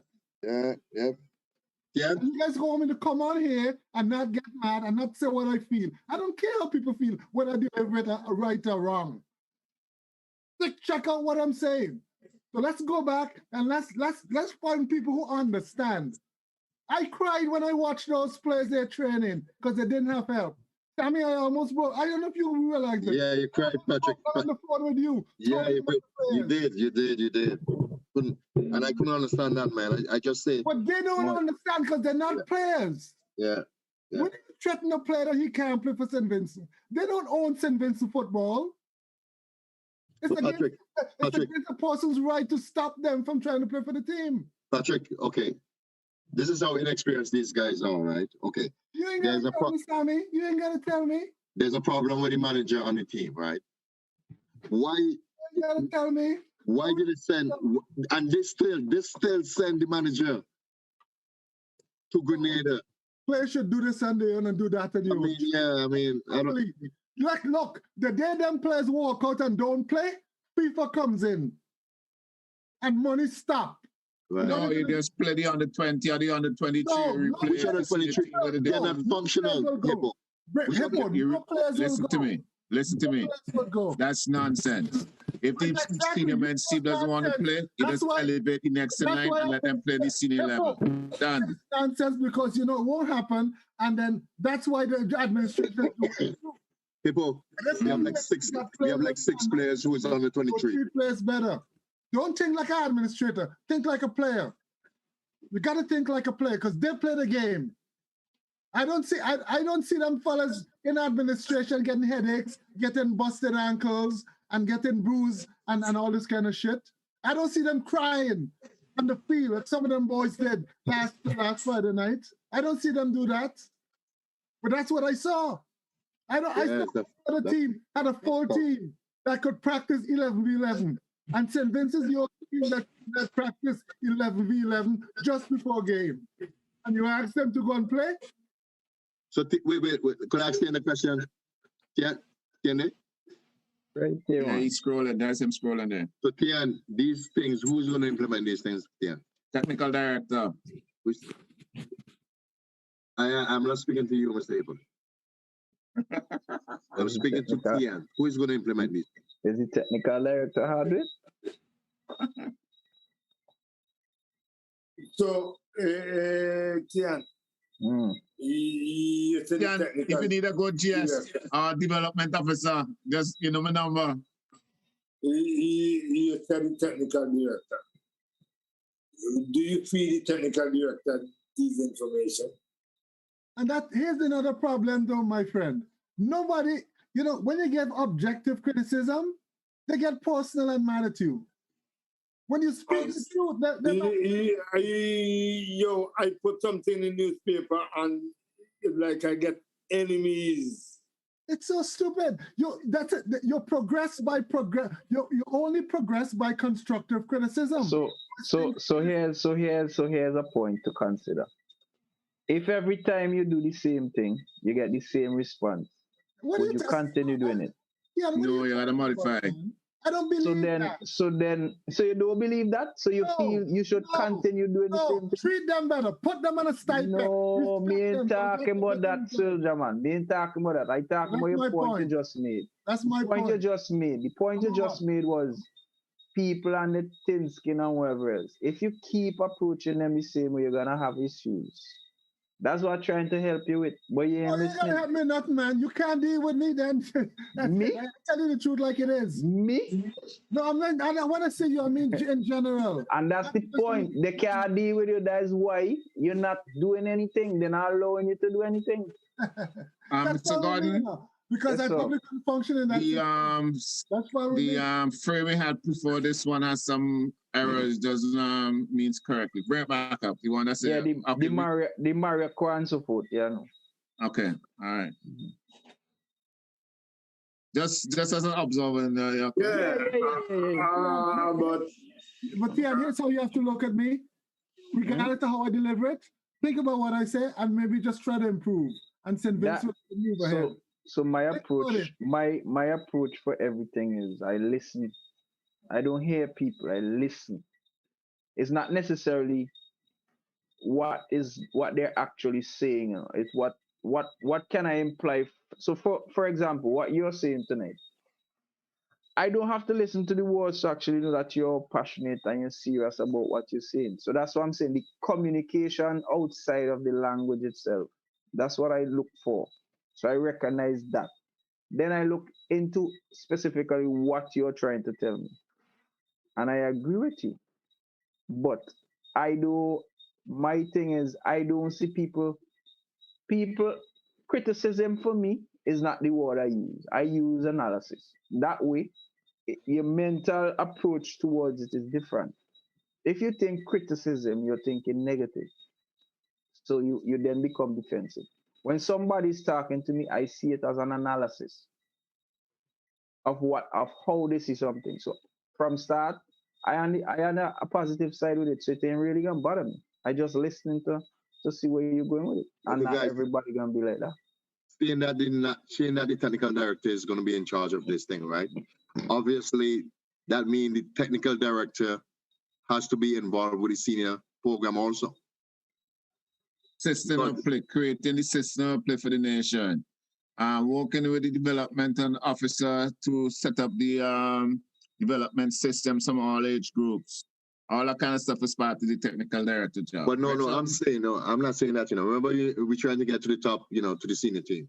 So that means, the senior he has to go to watch the practices, he has to go to the games. We're not talking about what, what the technical director talk about. We're not talking about that. The technical director, listen to me. Sammy, that's his job. Listen to me now, guys. What happened with me last time? Look at this. Listen to me now. Example. I watched secondary football in Victoria Park, and I'm a coach. All I'm seeing is, except for Georgetown, all the balls going from the goalkeeper down the road. 50-50 balls. A technical director should identify things like that. So the Georgetown team play well. What I'm saying, find out who's coaching the Georgetown team and bring him in as a national coach. All that is technical director's job. Guys, that happen? The reason why we are implementing this new system, right, is to be a pathway to the senior team, right? The senior team coaches has to be involved in this program. So I'm saying right now, we don't know who the senior team coach is going to be. We don't know if the current coach is still going to be there. What do you mean? What do you mean you don't know? If you have a coach currently, deal with that. Don't deal with who might be. You have a technical director and you have a coach and you have Nations League coming up. So you deal with that, Sammy, until such time. They have to get fired by weekend. Trust me. Did you guys heard the coach say looking at 2026? It's a long-term project. Yeah, but long-term project. But you got to show me you could improve the team now. You can't wait and give you another 5-6 years hoping. You have the team for 2-3 years. Guys, you all understand what I'm saying? That there's improvements. Because the same teams you play now to qualify for World Cup and Gold Cup, you're going to meet them again. And when you meet them again, they're better. They're much better. Guys, If you can't improve what you have now. okay, this point. What's your input? Sarah? Guys, this is what I'm saying, right? Yes, The please. national coaches What's your input? seeing that the pathways to the senior national team. So the curriculum now has to come from the senior coaches. You understand? Not everybody writing this thing and writing that thing and it look good, and it doesn't work like that. No, I don't think that's. I think to be effective, when the technical director come into play, he has to have meetings with all the coaches who work for the federation. He has to have meetings with the coaches who work for the clubs and all that kind of stuff. That's part of the TD's job. Right, and on a weekly basis, and not only that, part of that. I don't know if a weekly might be a little stretch in the beginning. You can't make weekly, man. Look, you can. No, in the beginning, it might be a bit stretched because you have so much on his plate he has to address. You can't leave it up to people. They do when they feel like and all this kind. You can't. If you're a national coach, there's certain things that you have to do. Otherwise, you're not going anywhere. You can't leave it up to me. Okay, I come 2 days next week. The other week I come 1 day, and another week I come 3 days. It can't be like that. Guy, let me ask you a question now. I mean, how much people do you think to implement this whole program? You need at least people. You need at least 40. You need at least 40 people. You need for the men and the women's side. You need at least 40. You think the federation is gonna hire 40 people to this program? Sammy, you don't need 40 people. Of course, you need 40 people. Start with your national coaching staff. Patrick, Sammy, listen. Just listen. Start with your national coaching staff, senior team, U20, U15, U17. Once they get it, listen, Sammy, once they get it done, you invite club coaches to observe their sessions and talk to them. Patrick, that's how you got it. You don't need 40 people. Patrick, listen to me, Patrick. You know what to do it. Just listen to me. I ain't talking from the top of my head, right? You call 4 teams there. That's 12 coaches there already. Because just listen to me. The under 17 have 3 coaches, maybe 4. The under 20 has another 4 coaches. The under 15 has another 4. And we ain't talking about the grassroots program. We ain't talking about the elite program and the academies yet. I mean, you can't do everything at once. You take portions of the book. Take the most important thing. Start with your national youth teams. That's critical. That's critical. And you have your 17, your senior, your 15, your under 14s or whatever. Start with that group of maybe 15, 20 coaches. Once they have it done, they branch off and they expand it. You invite national coaches to come and watch you play. As you conduct your session, the coaches, you explain things to the coaches and you teach them that way. Just augmenting what you're saying, Patrick. You could tape the sessions and send them out to the clubs. Exactly. But make sure you have the senior coaches. Yeah. Crucial, who know what they're doing, and you train them. And if they can't come to a meeting, they shouldn't be coaching a national club, a national team. They shouldn't be. What's wrong with you guys, man? You have guys on the payroll who's getting paid for the past, 2 years, and they just have to come to practice. What are you guys telling me, man? So what do you mean show for practice? What do you mean? You said coaches are getting paid? What? And not coaches are getting paid, and they haven't coached a team in months. You see that then you're doing the players a disservice. Of course, you're doing the players a disservice. But that's my point too. This is our culture down there. This is our culture down there. Here's the other thing that we don't understand in St. Vincent, Sammy. They don't understand the power of the game itself, how much the game could do. A single player, for coaches, for the country. Yeah, the citizens. In terms of community development, it's a process for upward mobility. Yes, football is not just... When we were playing, Sammy, it was just for sport. It's not that anymore. This sport has made men out of boys. This sport has made millionaires, billionaires. They've given people jobs. They teach people character. It's not the power of the sport they don't understand. Guys, Players also let's feel move on. happy coming to practice, to national team practice. Instead, you got senior players having to write the federation. Guys, Come on, man. this program here, You keep talking about program. Sammy, start talking about treating the players properly. Otherwise, your program ain't going to be effective. well, That's where the attitude has to change. Yeah, I but think- some of that 25 list that them guys put out there is nonsense, though. I check it out. Well, I know it's not. That's not even the point. It wasn't even listened to. That's the point.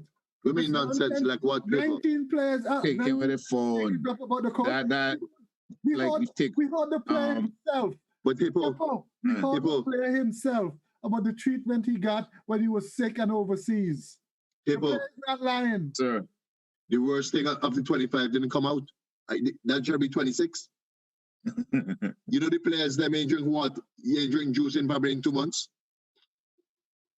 Because the coach tell them not to drink juice, drink water. All we Big do is make problem with that. excuses. That's all we do. Big Make problem with excuses. that. We mean, what the problem with that? It's a question. That's something you've been telling what you name whole night.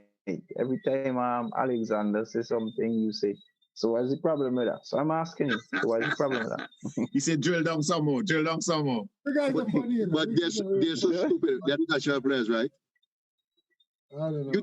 You think when they go shop, they go buy juice for themselves?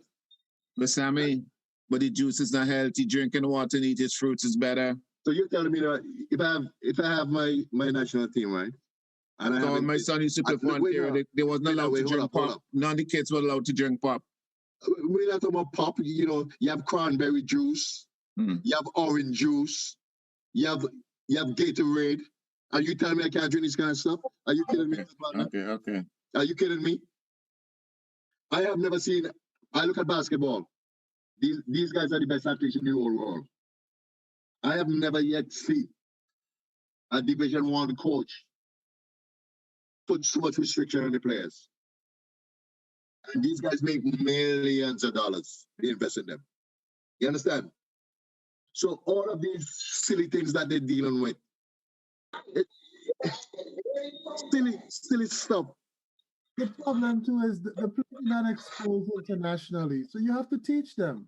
You have to show them what professionalism is about. You have to public too, and it starts with the administration, and you have to know how to motivate them. If you're not in the future, why are you gonna go practice on their own? You know? Sammy, I'm saying, so you was just saying just now that when these guys were in camp or something, that the coach only tell them to drink water and don't drink juices and all them kind of thing. yeah. But What kind of rubbish is all them kind of chopping is it? I'm telling you. Hey, just a little, that's a little rumor, not really rumor, but a little thing today. Today I went up by the Ministry of Sports. I see the former national captain up there. Must he looking for a job? Former national captain, how would that? National captain who write the reports so we have no system of play. I showed me big time in my partner. Well, as far as they say they want them players who rebel against them, you know, play for the national team again. So, you know, I don't think I saw him in the Ministry of Sports today. So I said, well, like you looking for a work or something? Pinner, you can't blacklist players, right? Because what's his name didn't go to Whitelist, not blacklist. blacklist. Because Alex didn't go to Grenada, and he tells them he has a contract here. He cannot leave with a team not knowing that we don't have our own physio. God forbid you go to Grenada, you have some relationship with some physio there. Who knows, is he going to be with the team every day? Or let's get something happen to him that he got to take care of himself properly to go back to his contract. He can't go dependent and finding somebody to take care of him. We should have had our own physio there. Olex was here, they could have called him down, they refused to call him. He wasn't even put on the list. And all that to pay the way the physio, the 3,500 they want me. So when you tell me about asking players to train on their own and disrespecting players like that and expect them to win. You know, they take things to personal, they're not objective, and every move they make, if they ask themselves if it's good for St. Vincent football, they'll make better decisions. But it's about their friends. I don't know any team who would object to a manager and the administration still force them to work with the manager. Guys, Any team who would do that. I just think The coin had two sides there. Just FYI. Well. So fill on the other side, madam. I forget about the manager. In general, we see how the players are being treated. You know, guys, we see. There's no excuse for it. This program that can't half launch day tonight. This program that you show me a little piece over here, you show me a little piece over there, anything like that, right? This is going to cost over $1 million. You see, you think they're going to invest in that? And Shadell, if things are run right, even you would be happier. And you hello, out of it. Is there a budget for this thing, Tian? It's going to cost over $1 million. You see, they're not going to invest in that. Sammy, huh? You should even talk. Let's talk about, start with the players. Let's talk about respecting them and motivating them and making them want to play for you. Patrick, these players, we have to put them back in the shuffle with eight other players. You understand? But I want to just compliment Shadell and the girls who were there. They did a good job. They took care of the players. I saw them on the field. I saw them at practice. They did that. So Shadell, you don't take anything personal. If the football is better, you will enjoy it better. You'll get more out of it. Wait, Shadell was up there? Huh? Shadell? Were you Shadell there? She was no, Shadell was in Florida. So who did I meet in Florida? Tell me. You got mix up, Baba? Who's that? You got mix up? Have to be the marketing man. Sorry. Have to be the marketing manager he made because, you know, she ain't gonna make joke to come and introduce herself. I tell you, you know, we need Patrick to spend more time with Vincent. Shut up. Wasn't you? No, that shut up. No, Patrick, you never met me. So who's the shorter lady who was with the team? Chantel. And marketing officer. Yeah, the wrong person. Who's that? The marketing people now. And they do a good job. You know, them girls in the office. Whatever. They did a good job. They did everything with the boys. But Patrick, them girls well trained, you know, man. Them girls well trained. The girls did what they're supposed to do. But other things. But Tian, let me tell you something, man. And this is why, if you don't get a base, that is not going to work. I need Patrick, man. I'm telling you, that investment there, Patrick, Tian, it's like over. But Sammy, everything doesn't have to be in this short range. You see, like when you're doing budgeting, right? You know, everything has to be short range. You got to plan it out, brother. But here's how you do the. But if you're administrator, Hippo, and you FIFA, it's about the game. You ain't got players, you ain't got the game, you got nothing. FIFA ain't gonna bother with you. FIFA ain't sending you anything. Here's what they gotta do. They get a calendar for the year. And you write in all the national tournaments your teams have to play. That should be first and foremost. Yeah, that is first and foremost. No, you do a budget. They've been sending players out. You do a budget for that, for team play, team travel, coaches' salaries and whatnot. So you know what it takes. And you know the figure for that. We just have to watch me. Every year you have to send that up to FIFA before you get your drawdown. Right. Okay. Right. So once you do that, just stick to it.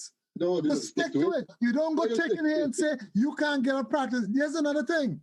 You need to budget at least one game in one international game, especially a national team, for every FIFA date. Every FIFA date. It doesn't matter. Start somewhere. We don't even do that.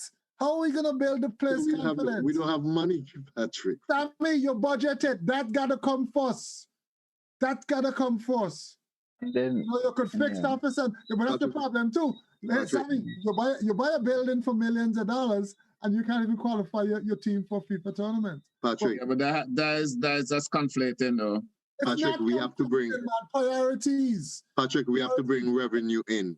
Let me get you. Bringing revenue. The national team is what's going to bring revenue in. Could you imagine? Let me get an example, Hippo. Could you imagine?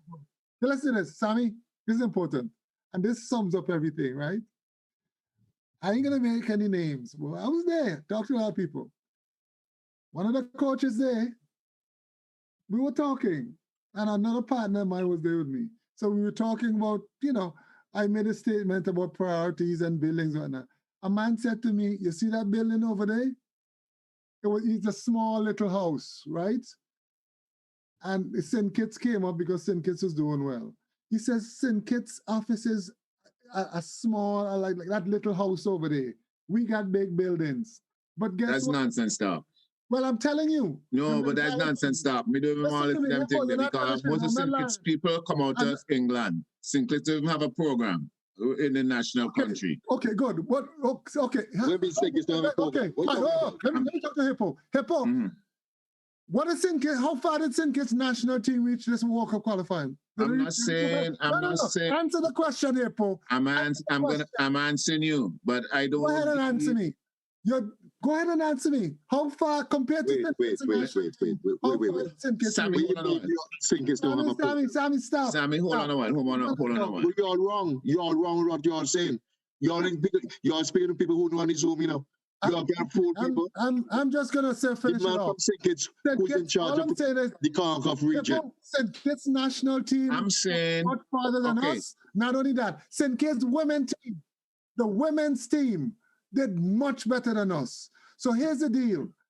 He thinks that we are doing well because we have a big building. I think the opposite. I will take St. Kitts small office if my team and put the money into my team and if I get the results. Because you know how you're judged? You're not judged on how big your building is. You're judged by how well your team does. That's a reflection the building has nothing to do with the product. That's all I got to say. The building has nothing to do with the product on the field. The building because you're probably part of it. I don't know, but I'm telling you. Why are you always saying that St. Kitts doesn't have a program? I don't understand that. Okay, Sammy, when I said that, I was saying... You're wrong. Hold on a while. Could I respond? I'm saying most of the St. Kitts players, where do they play their football? It doesn't matter. I'm asking a question, man. I don't deal with them. I'm a critical thinker. I'm not in them kind of thing, man. Guys, the guy who set up the structure for St. Kitts. Captain is from the guy who set up the structure for St. Kitts. From St. Kitts. The guy who set up the structure for St. Kitts was on the Zoom here. St. Kitts was able I was here too when he was talking. Local players. Yeah. You all have to get your facts right. You all don't have your facts right. You all just blabbering in your mouth. Sammy, did you see St. Kitts team play? Yes.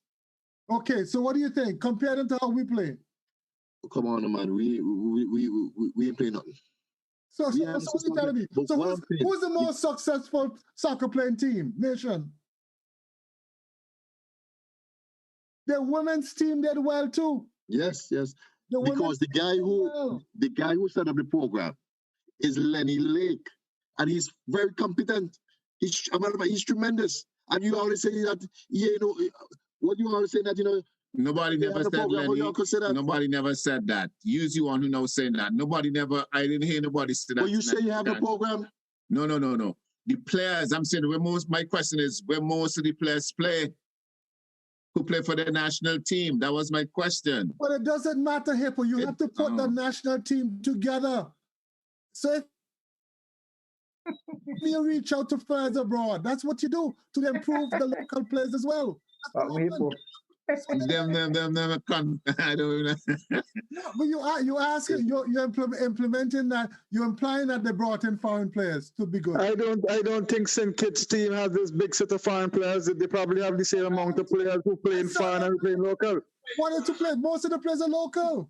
The captain is the Bermuda, Montserrat, BVI. These are the teams that really have a lot of players.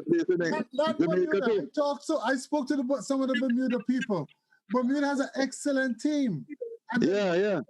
Except for Naki Wells. Naki Wells played in the second division in England. I thought they had an excellent team until last night. How about Barbados? How about improving the Barbados? Even though they lost badly to Bermuda, Barbados. What we're supposed to be focusing on is the improvement of St. Vincent. We're supposed to be talking about building, because that had nothing to do with the product on the field. The mentality. That's what I said. St. Vincent Hippo. The mentality was he laughed at St. Kitts small offices, and justifying our big office, but at the same time, Yeah, the office is a gold project. Anybody could apply for a gold project, and FIFA gonna build a gold project for you. That is something completely different. Okay. That's why I jumped in and talk about it.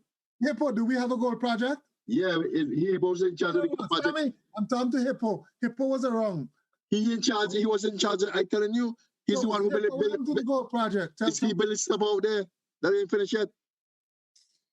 That had the bunk in the room. Let me say, for responsible for that. That's my point. You're asking players to do things, but the administration not doing their job. You know, so how you gonna get something from players? This is, you know, it's all about relationships that you have with people. Show them that you have their well-being at heart. They'll produce for you. That's a universal principle. It's gonna happen. You know, but they're sleeping on mattresses on the floor and all this kind of stuff because they have to, whatever, and you're asking them to play. Sometimes, look how long that second building was next to the main building there. Why isn't that a universal gym with all the so-called amenities to take care of players? Sometimes when I listen to you guys, boy, I don't think we'll ever get anything done. No, I'm telling you, when I leave the Zoom here, I'm talking about the basic things. No, when I leave the Zoom here, you know, boy, I just say, forget about the Zoom. No, because we never get anything done. Sammy, everybody is improving. St. Kitts, Barbados, Bermuda, Curacao. Because they have a development system in place. But that's the point. That's the point. Where's ours? That's Theon. Shane has the high hand up. Go on.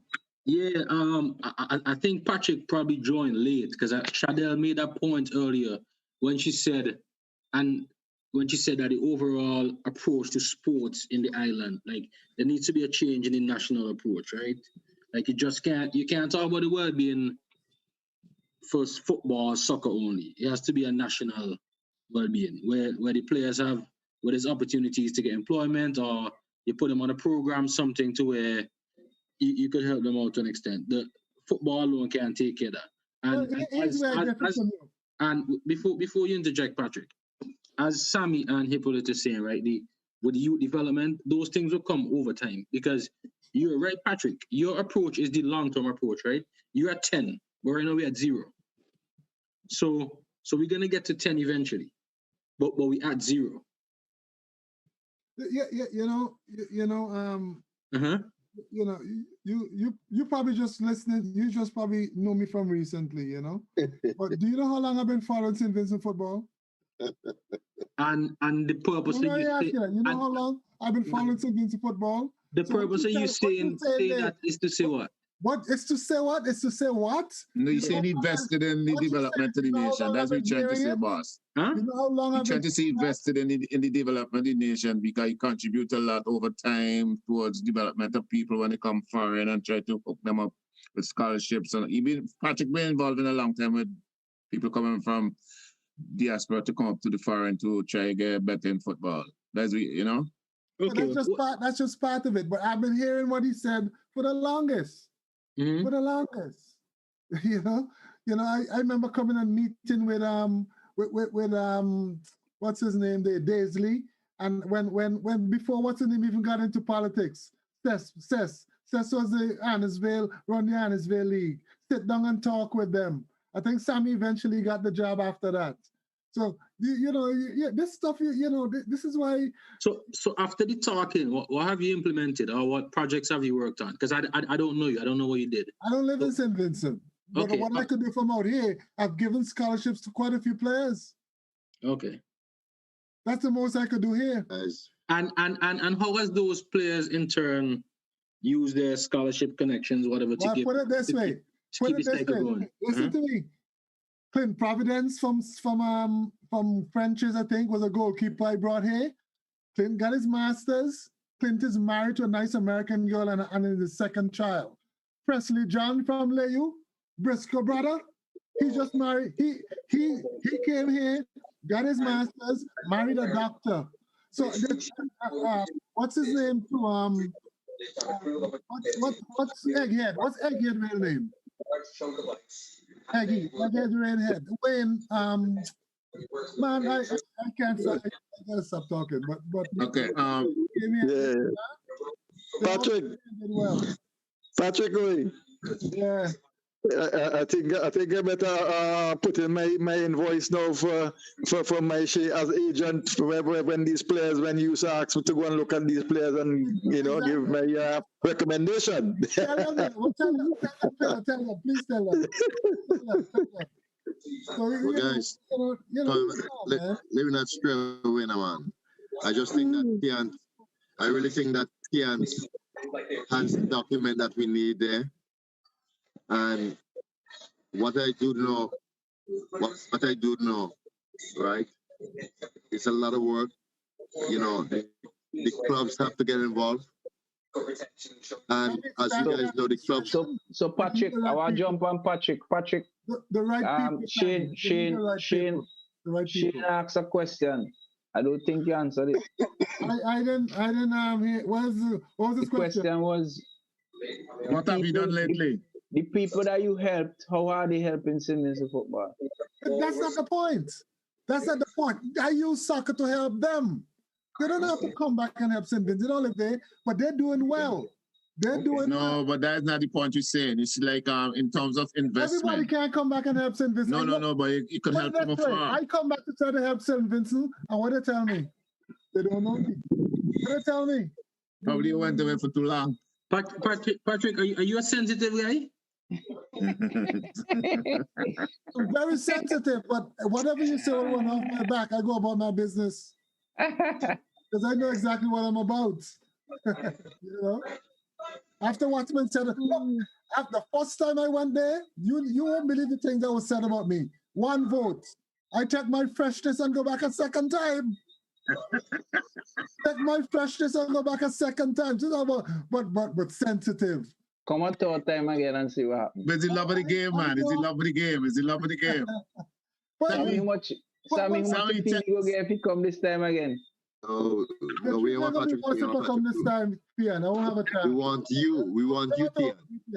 No. Yeah, we want Patrick. I want Patrick. Theon, when I came this time, here one of your partners, Sinner. He's like a groundhog. He came to share shadow. Yeah. And another man say, well, Patrick come for is it down to be president at his retirement plan. Yeah, you come for your retirement plan, yeah? Exactly. That's what I'm saying. Don't worry, man. You don't need me, man. But 10 years, let me talk again. So Patrick, yes. So are you saying the best way for you to make an impact or influence football in St. Vincent was by running for president? Because here's why. Because administration is poor and it starts with administration. Put it this way. Yeah, maybe I can make some improvement. Everything starts with the president, and he has to model professionalism, and he has to demand it from everybody.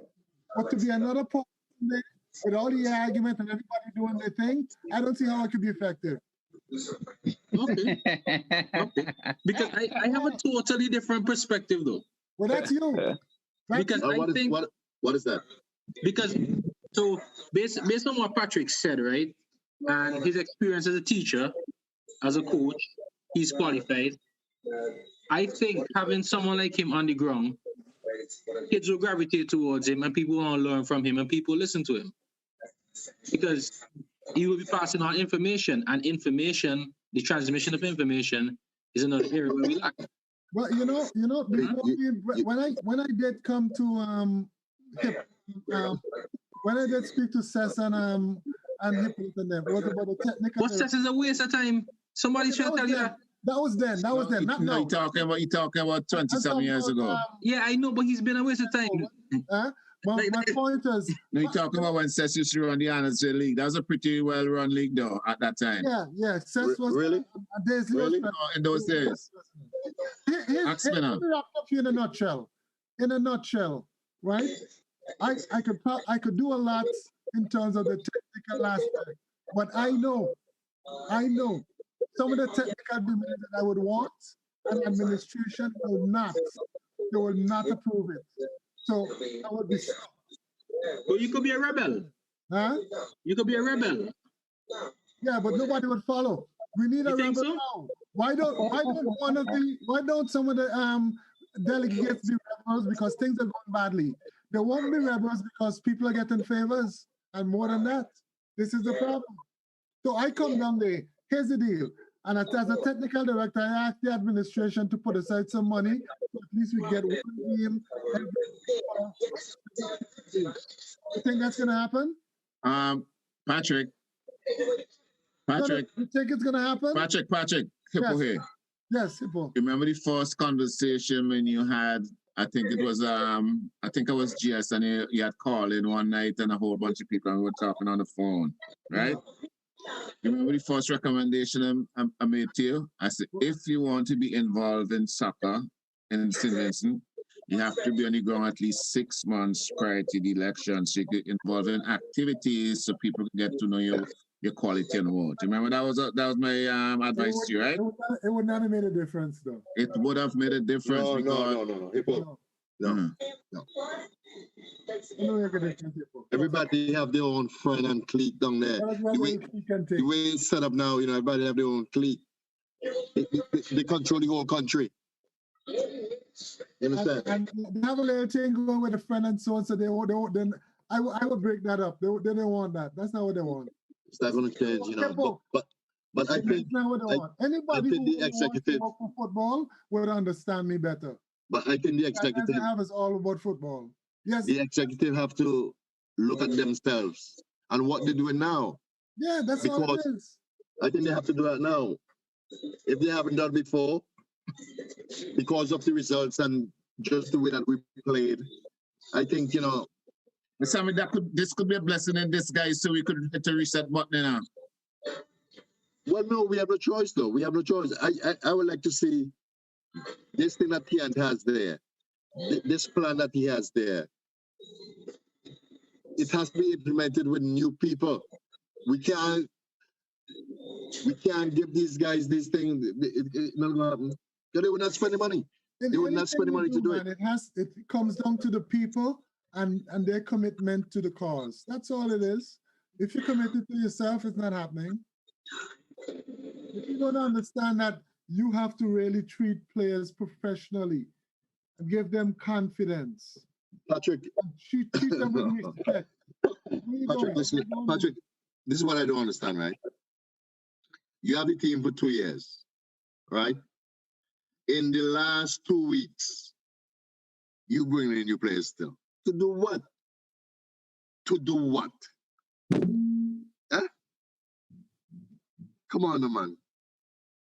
What could they contribute towards the team in the last 2 weeks? You show up in the last 2 weeks and, somehow you're in Florida, and we expect you to perform. Never happen. You don't work like that. Never. A good administration comes up with solutions and tackle problems. You can't use COVID and you can't use, we know that there's setbacks with COVID and with the hurricane. So FIFA give you money for COVID, then maybe you pull back somewhere else. Your national team is in World Cup qualifying and Gold Cup qualifying. That should have taken priority. There's no reason why they had to stay in St. Vincent. Well, Patrick, and then spending money on them. The president said they spent what, $200,000. A lot of money. There's a lot of money. What was the stipend the boys got for coming to the US? $100? So it's what it is. Whatever it is, Who much you want them to get, Scott? How much you want them to get, Patrick? Patrick, they're in quarantine right now for the next 14 days. Somebody has to pay for that. They've been in quarantine for the past, 3 or 4 months. So when quarantine finish? It had to be within another 7 to 8 days. 14 days quarantine since they arrived. So they weren't vaccinated, the players? No. But that's another thing too, right? They should tell the players, if you want to play in the team, you've got to get vaccinated. You're talking nonsense. All right. What are you talking about? Okay then. Okay, fine. Listen to this. So now, That's crazy. You cannot take away people rights. You see how he contradicting? You see how he Fine, but here's the contradicting? deal. I want someone. You see how he contradicting? Think about. Okay, I want someone who would think about the collective responsibility that I play. Okay, fine. Okay, you don't want to. You don't want to do it. That's fine. I don't understand this, right? Could you imagine? Could you imagine, right? Had we gone on, had we win that game and move on to play next week, right? 80,000 people in the stands, right? And you ain't a vaccine, you ain't nothing. And you playing. Somehow, I think somehow we don't know how to use this thing about personal rights in terms of when depending on the situation. When you're part of a group, it's not just about you, it's about the group itself as well. You could get infected or you could infect someone, and then the worst happens. A lot of teams get vaccinated, The other thing is you have to be tested. You've got to be tested. As long as you're a professional player, and you have to get on planes and stuff like that, you must take the vaccine. Not only that, if you're a teacher in the US come September, you got to take the vaccine. And what I see, kids, you can't go teach it because the next thing something happen and it's lawsuit down the road in this country. The train our players. Why you don't go tell that to the people I'm in Tennessee and Maryland? We ain't talking about the people in Tennessee. Well, it's going to happen to them take vaccine. It's going to happen to them too, but they don't set the standards for you. If you got I'm just saying, you made outlandish statements. I'm trying to tell you, even within your habitat. It's not an outlandish statement, It is outlandish, Patrick. What you could do, you could recommend to the players, it would be in their best interest. And guess what? If you had a good relationship with the players, most of them would have done it. So this the man, this the same man who talking about love for the players? You see that, guys, it's exactly because it's protecting them, Theon. It's protecting them. Yeah. It's protecting them. You the one who just commented on their rights and how they should treat them well and respect them and whatever else. But what does that have to do with rights? You're treating them right has nothing to do with rights. Oh, sorry. My apologies. Sorry. That make it worse. Yeah, you got the two things mixed up. Treating them well. No, treating them well. Yeah, they got it mixed up. Treating them well has nothing to do with infringing on their rights. If you have a good relationship with them, you explain to them the responsibility and the consequences, both sides. So guys, in probably a week, right? The players going back home, right? Then what? Zero. They have to look for a job? Nah, they will get stipend from the federation. No, seriously. Mr. Gordon? Yes, sir. I want to do me a favor, please. When you get back on the executive, try to get another lights now. Because Sam, remember the lights, all the lights to help you train? Yeah, that's good. And after 2 years after they kicked me out, the lights smash up $50,000 down the drain, right? So you need to get lights so you could extend the practicing hours for your developmental teams. Where would you put it? Where would you put it? Their fields are Did the new lands to get up in our Vermont or somewhere, right? With the kind of FIFA monies that they have, they can do that. I know good fields.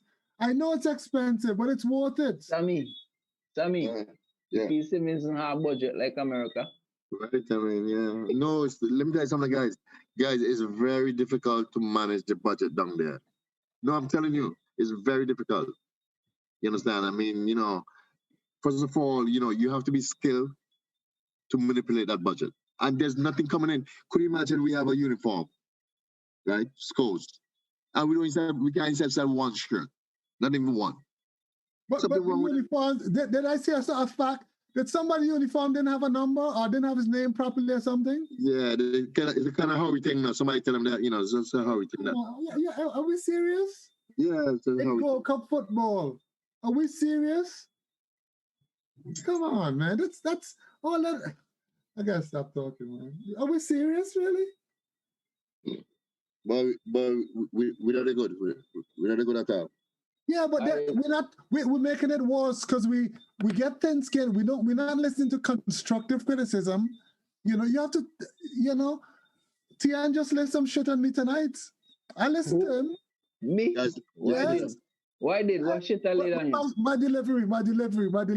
I hear It's it, true. But Patrick, why do you always say you guys? Why do you always say you guys? You guys. In general, I'm speaking in general. Everybody. Okay. Yeah, I heard that. You guys down there. You always say. You guys, what do you see? What do you mean? It's a euphemism, basically. It doesn't mean anything. Yeah, I know, but again, collectively. I understand that. The way it comes across. I come across arrogant, condescending. and condescending. Yeah, but people who I deal with too, you know, they don't see it that way. They listen. But this is St. Vincent. That what I'm trying to tell you. It's St. Vincent. No, insecure people see it that way, man. That's what and that is St. Vincent. And that is St. Vincent. Patrick, let me give a perfect example, right? When I was in grammar school, I used to get suspended a lot for speaking, right? Because I would speak for my rights. And that same quality now, that same quality is what's propelled me in my career, right? That's the culture we're in. You can't ask certain questions, you can't speak back. It's a different society. You're rude. Exactly. You're rude. He was there 2 or 3 times. You're rude. You're disrespectful. You're supposed to keep quiet. Yeah. Who do you think you are? I understand. He's seen and not heard. Correct. I know there's some man, you gotta go slow with people. I understand that. Okay, maybe I try to work on that. But yeah, man. But let me start holding administration. You ready for coach, man? You ready to come home and coach? Coach, what? What are you coming on, coach? What? Which team? Patrick, you ready to come home and coach? Which team, though? You have to have programs before you know. You have to serve, man. Patrick, you ready? There's only one team I'll be associated with, boys. That's where I was born, huh? I raised. Eagles? Huh? Eagles? Eagles? What Eagles? Eagles ain't wrong anymore. No, I am seriously ready to come home and coach and Austin and them guys. That we talking about? Yeah, Eagles. I'm back. That's what's the goalie. You ready to coach and leave? Leigh is the only team I'll be associated with. So but they have people in Leigh already. Yes, tomorrow and they're ready. They don't have people in Leigh. No, what's his name is in charge of the team, man? And that guy who live at the park too. We the vice president. Yeah. You see the only problem. You know, Sammy, what am I name? Was Albert. In charge of this thing too small. All of this thing too small. Okay, Albert in charge. Myra, I'm working with them. But who else working? I can work with Albert. I know Albert. Who else? Myron. Myron might be there for too long. And how much team you supposed to have? And not only that, I know Hendrickson who coached the girls team. I know that's my point. That's Troy Jeffers. You know Troy? Yeah, man. Stuck with that boy. Troy is my partner. Troy's father and I used to play. My point is this. We're only looking at the club as a team. You have to look at it holistically across. You need U7, U9, U10, U15. It's a lot that's needed. So when you say Elbe walking, what do you expect Elbe to do? Well, that what we just know. It's coach all of them. You need roughly about 20 coaches in these clubs. While I was there, you ain't getting money for all that. You're not getting money for all that. That's why you get parent coaches. Because when I used to coach up here, I used to have 2 coaches and we have parent coaches. They come to set up the grades and all that kind of stuff. That's what you got to do. You got to be able to dance, man. But Theon, you see the bigger picture, the whole structure and things, the football in St. Vincent, it doesn't really, it has to be encouraging too, you know? So that is why I'm telling you, me and Wally making all them nice, them fighting. It has to be more encouraging than that. Yo, who's here from Presto? That is Spotman. You still there? Mark. Is he there? I'm not sure. Okay. Yeah. Tell me which team you're going to take over when you go down. Man, I might be ready. I hear you. I might be ready. Come on, man. Top secret. Yeah. More Cree. I want to see what this Mockery team look like, you know, Sammy. Sammy, next time I come in specific to see what this Mockery team look like. Mockery do exist. Patrick, they do exist. Okay. They do exist. My team my team will fit my philosophy. And Scrambler's part of that team? Who's Scrambler? The two of them. All right. Guys, let me before we go, man. I just think that how it's gonna work. I don't feel positive about it. Let me tell you how it gonna work. Our biggest problem is we're trying to go to Kingston, but we think about Kingston. Just make one step. Just make one step. And another step. And another step. You're gonna get it. Okay. Instead of just stand up and watching boy Kingston, the real fine one. They don't give you the boy. Well, Mr. Gordon, make a walk. It has to exist so you could follow it, Mr. Gordon. Yes, that gonna come. All you need to do is within your sphere of influence, do what you're supposed to. I think Theon, you're gonna have another administrator that's very receptive to it. That's what it is. What part do you see you playing in this whole thing? Me? Yeah. From since I born, I doing the same thing. You know. Do what I supposed to do. Help who I supposed to help. Share knowledge when I'm supposed to. That's all I could do. I could only take care of me, you know. I ain't controlling nobody. I could influence others, which is what I would hope I could do. That's it. Influence the structure. So you're gonna influence the culture change, right? That is part of the plan. Okay. But Theon, you know the saddest thing about it, Theon? I don't know what you guys see, but St. Vincent has a lot of potential. We should be doing much. I'm tired here, Dana. But you have to bring out the potential. But you have to have potential. We do have the environment for it to flourish. Patrick, and not have no potential. Patrick, where's the potential, Patrick? We do not have no potential. But that's wrong. I disagree with you. Patrick, I disagree with you totally. I don't think we win anything on the under 15, under 17. Players by saying players are uncoachable. I think we didn't win the under 15 2 years ago. We win one. Or the under 14 end up in Antigua. What's that? Them little thing there? It's still a win is a win is a win. Patrick, when I say we have no potential, what do I mean? If you go to St. Lucia will tell you, boy, we have a lot of potential. You go Barbados, we have a lot of potential. You go Grenada, we have a lot of potential. But that's my point. Everybody has potential. We are all the same. But you're not on that. We're not even on that level. And that's my point. Hence the reason I said we have no potential.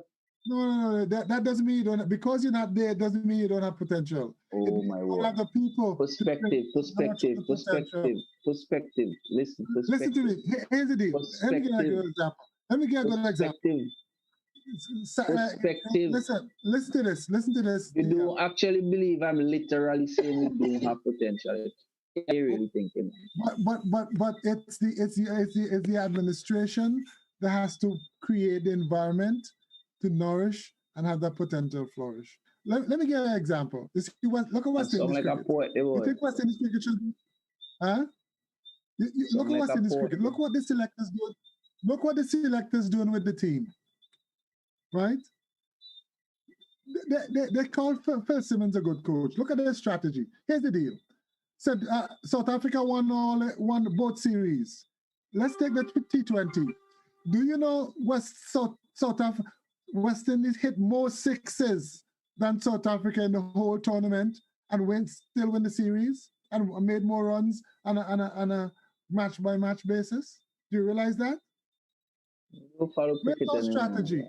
I guess we could vote more so we can even hit the ball longer. When you vote is a low percentage shot, a low percentage. The strategies are That's why you're getting more sixes and you're making more runs. Yeah, but you're making more runs. Look how all them getting out. That's what I'm saying. When you're vopping on your cross batting, your percentage of getting out is much higher. What South Africa do? They make ones, twos, some fours. They want to make more runs than us. What strongmen them do? Here's another thing. I have an interview for tomorrow, boss. I have time to shut down. So let me shut down now. We can talk though. But keep it going, Theon. Wednesday again, man. Anyhow, you realize we didn't. I didn't do any topics tonight. I just let the conversation flourish. But topics again. So that's what I'm saying. I'm saying. Yeah. I recognize the need for the conversation, so I allow the conversation to flow. Hopefully next week we could look at the teaching side again. Right. We need to address the culture too. That's the most important thing. But that's not a theoretical thing. That is a practical thing. That's a boots on the ground thing. Whatever we're talking about, he's not going anywhere unless you have the right culture, the right attitude towards the game and towards players. And that's going to be cultivated through the programs. Guys, next week we have a new. Next week we have a new programs. A new person in charge of football. Yeah. Yeah. Next week. You and Hippo had the museum. Come on, man. Do involvement, not in Mr. Gordon.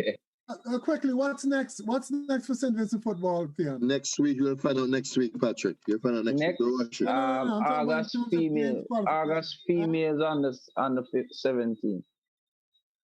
Is there boys on the 17 going training on? right now? Yeah, they start training. Yes, okay. The boys are supposed to do their thing, but I haven't heard anything. You overseeing that, Mr. Gordon? No, I'm not at the moment. Who is? I should be. You will be, I mean, after next week. You want in league. You want in Jibel. So how much thing this man going to do? He might have multifaceted. Leave him alone. Nations League has the women's program coming up. Senior women's national teams. That's they were in training before all of this. Right, but man saying is in terms of St. Vincent and preparation, are we working on those things? As I said, the females on the 17, they are in training at the moment. Right. I think they have completed roughly 4 to 6 sessions. Who's coaching them? Bramble is the head coach. Boy, you sure you all want to get down and straight? I think it easy, acceptable. Easy at all. But there's going to be a Nations League senior for senior women. That's good. That's supposed to be starting soon, and then the men's Nation League is not starting in September again. What? That's a biennial tournament. Yeah, but we're gonna hit the reset in the next couple of weeks, and it could be I think a big press conference coming down. You can see the people who are gonna take off the actual technical and practical element of the development process. Then we're gonna go from there. We see. You think we easy? Me and Hippo had the thing pan lock. I tell you, you better. Yeah, you know how that break everything. This is a breakdown, partner. And I did hear me and even know what's going on. Come on, man. Come on, man. Theon, don't worry. Don't give us that talk. We know you know. So don't cut that talk. Don't give us that talk. That Theon ain't gonna. Trust me, Theon ain't gonna know. See, that's the thing about me, right?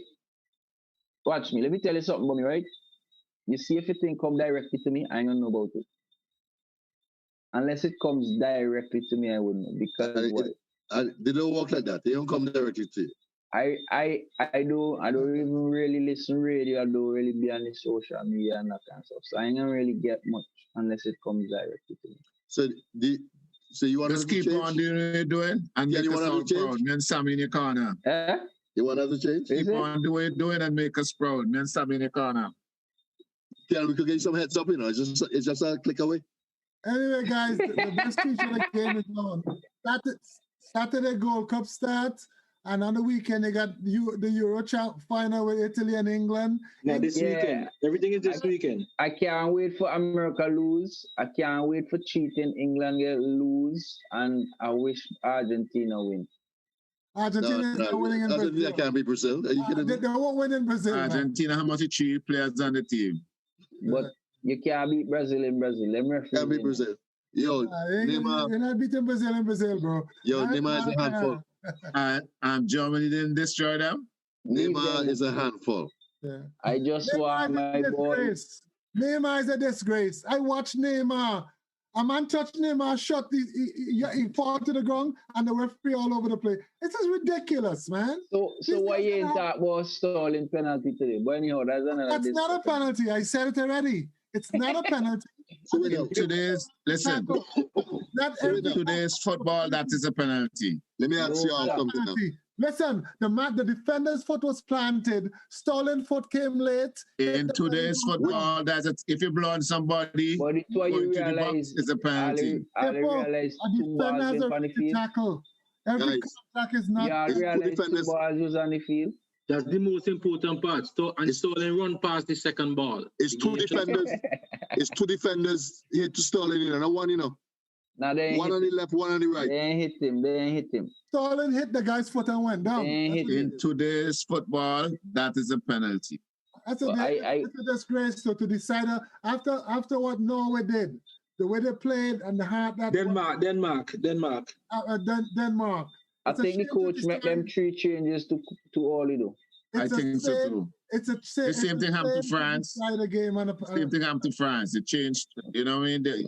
You got to let the people play. How about Vince Heat? When we made that change? The 17 minutes. I'm saying, when we made that first change, when we made this change in the 17 minutes, right? I'm saying, here's something now. We're not going to end up with enough players to finish this game, you know. You understand? And the other sad thing about it, I noticed how all the Hispanic referees always give the Hispanic teams against Caribbean teams the benefit of the doubt. These guys gave Guyana a red card in the first 10 minutes of the game for just a strong tackle. You don't do that. But that is the plan. Guyana had to play with 10 players against Guatemala. That is the plan. Yes. So my thing is, Theon, there was only one black referee in the whole tournament, right? Caribbean, CFU, what is CFU doing about fighting to get more black people and in those games? Yeah. People know about them. People will tell you. Yeah. Terrible, man. Terrible. Yeah, I'm concerned about the Zoom, you know, Theon. Guys, what are we really accomplishing? What are we accomplishing with the Zoom thing? Yeah. So what we are accomplishing is one, take it from a mental perspective. Without the Zoom, you are frustrated for the entire week because you're unable to release that tension that you have. That's a physiological and psychological answer. This is why we love. This is why we love you, boy. Now the people on the Zoom live for the game, eh? And from my perspective, I bounce off a lot of ideas on you guys just to see how. Steal a lot of ideas. So guys, you your ideas. All of it, everybody's ideas. Guys, everybody's ideas. Guys, you never hit Theon on the woman Zoom. Guys, you run through everything like you run a marathon. You understand? Mr. Gordon, West Opinion stuff tomorrow. Tell them go home. Okay. Remember, Sammy, I can't. It hard be less than an hour. Oh, really? Okay. No. As a teacher, you hard be less than an hour because you have to recognize who the individuals are. They get tired and things. I love the girls. They're very enthusiastic, man. You hear the answering and let them girls. They in your class. It's team like they know the answer. Some of them. Man, I just think that, I don't know, man. You guys on the Zoom have to play more of a part in this development going forward. Shane, your hand up, that's you. We saying good night. Yeah. Before we leave, right? Mm-hmm. There was one Zoom he had when he addressed the nutrition. Mm-hmm. I think you should try publish that and make that available to the general public because there were some things in there that was simple and subtle. Yeah. But those things could help players. Yeah, exactly. Because I even used some of them after because I was like, what Theon said really made sense. Yeah. That's the plan. Listen, man. We fried chicken down there enough. And pillow enough. You can't change them thing there. And because the man said no juice, you vex. Man, that's wicked. Yeah, the man. So I asked the man. So when he have dinner Wait, drink. What, bread? What? I say, so when so when you say you go to dinner, right? So when you go to dinner and you ain't get no juice, you drinking water, and right after that they take away your phone. Man, that's criminal. That's criminal. And after that, you go to a bunk bed. Come on, man. With no fan and AC. Come on, man. Oh my Lord, I love the country. That's good, man. But blessings, everybody. Stay All right, guys, take care, man. Next week. Hopefully, we can look at the education aspect. All right. Record.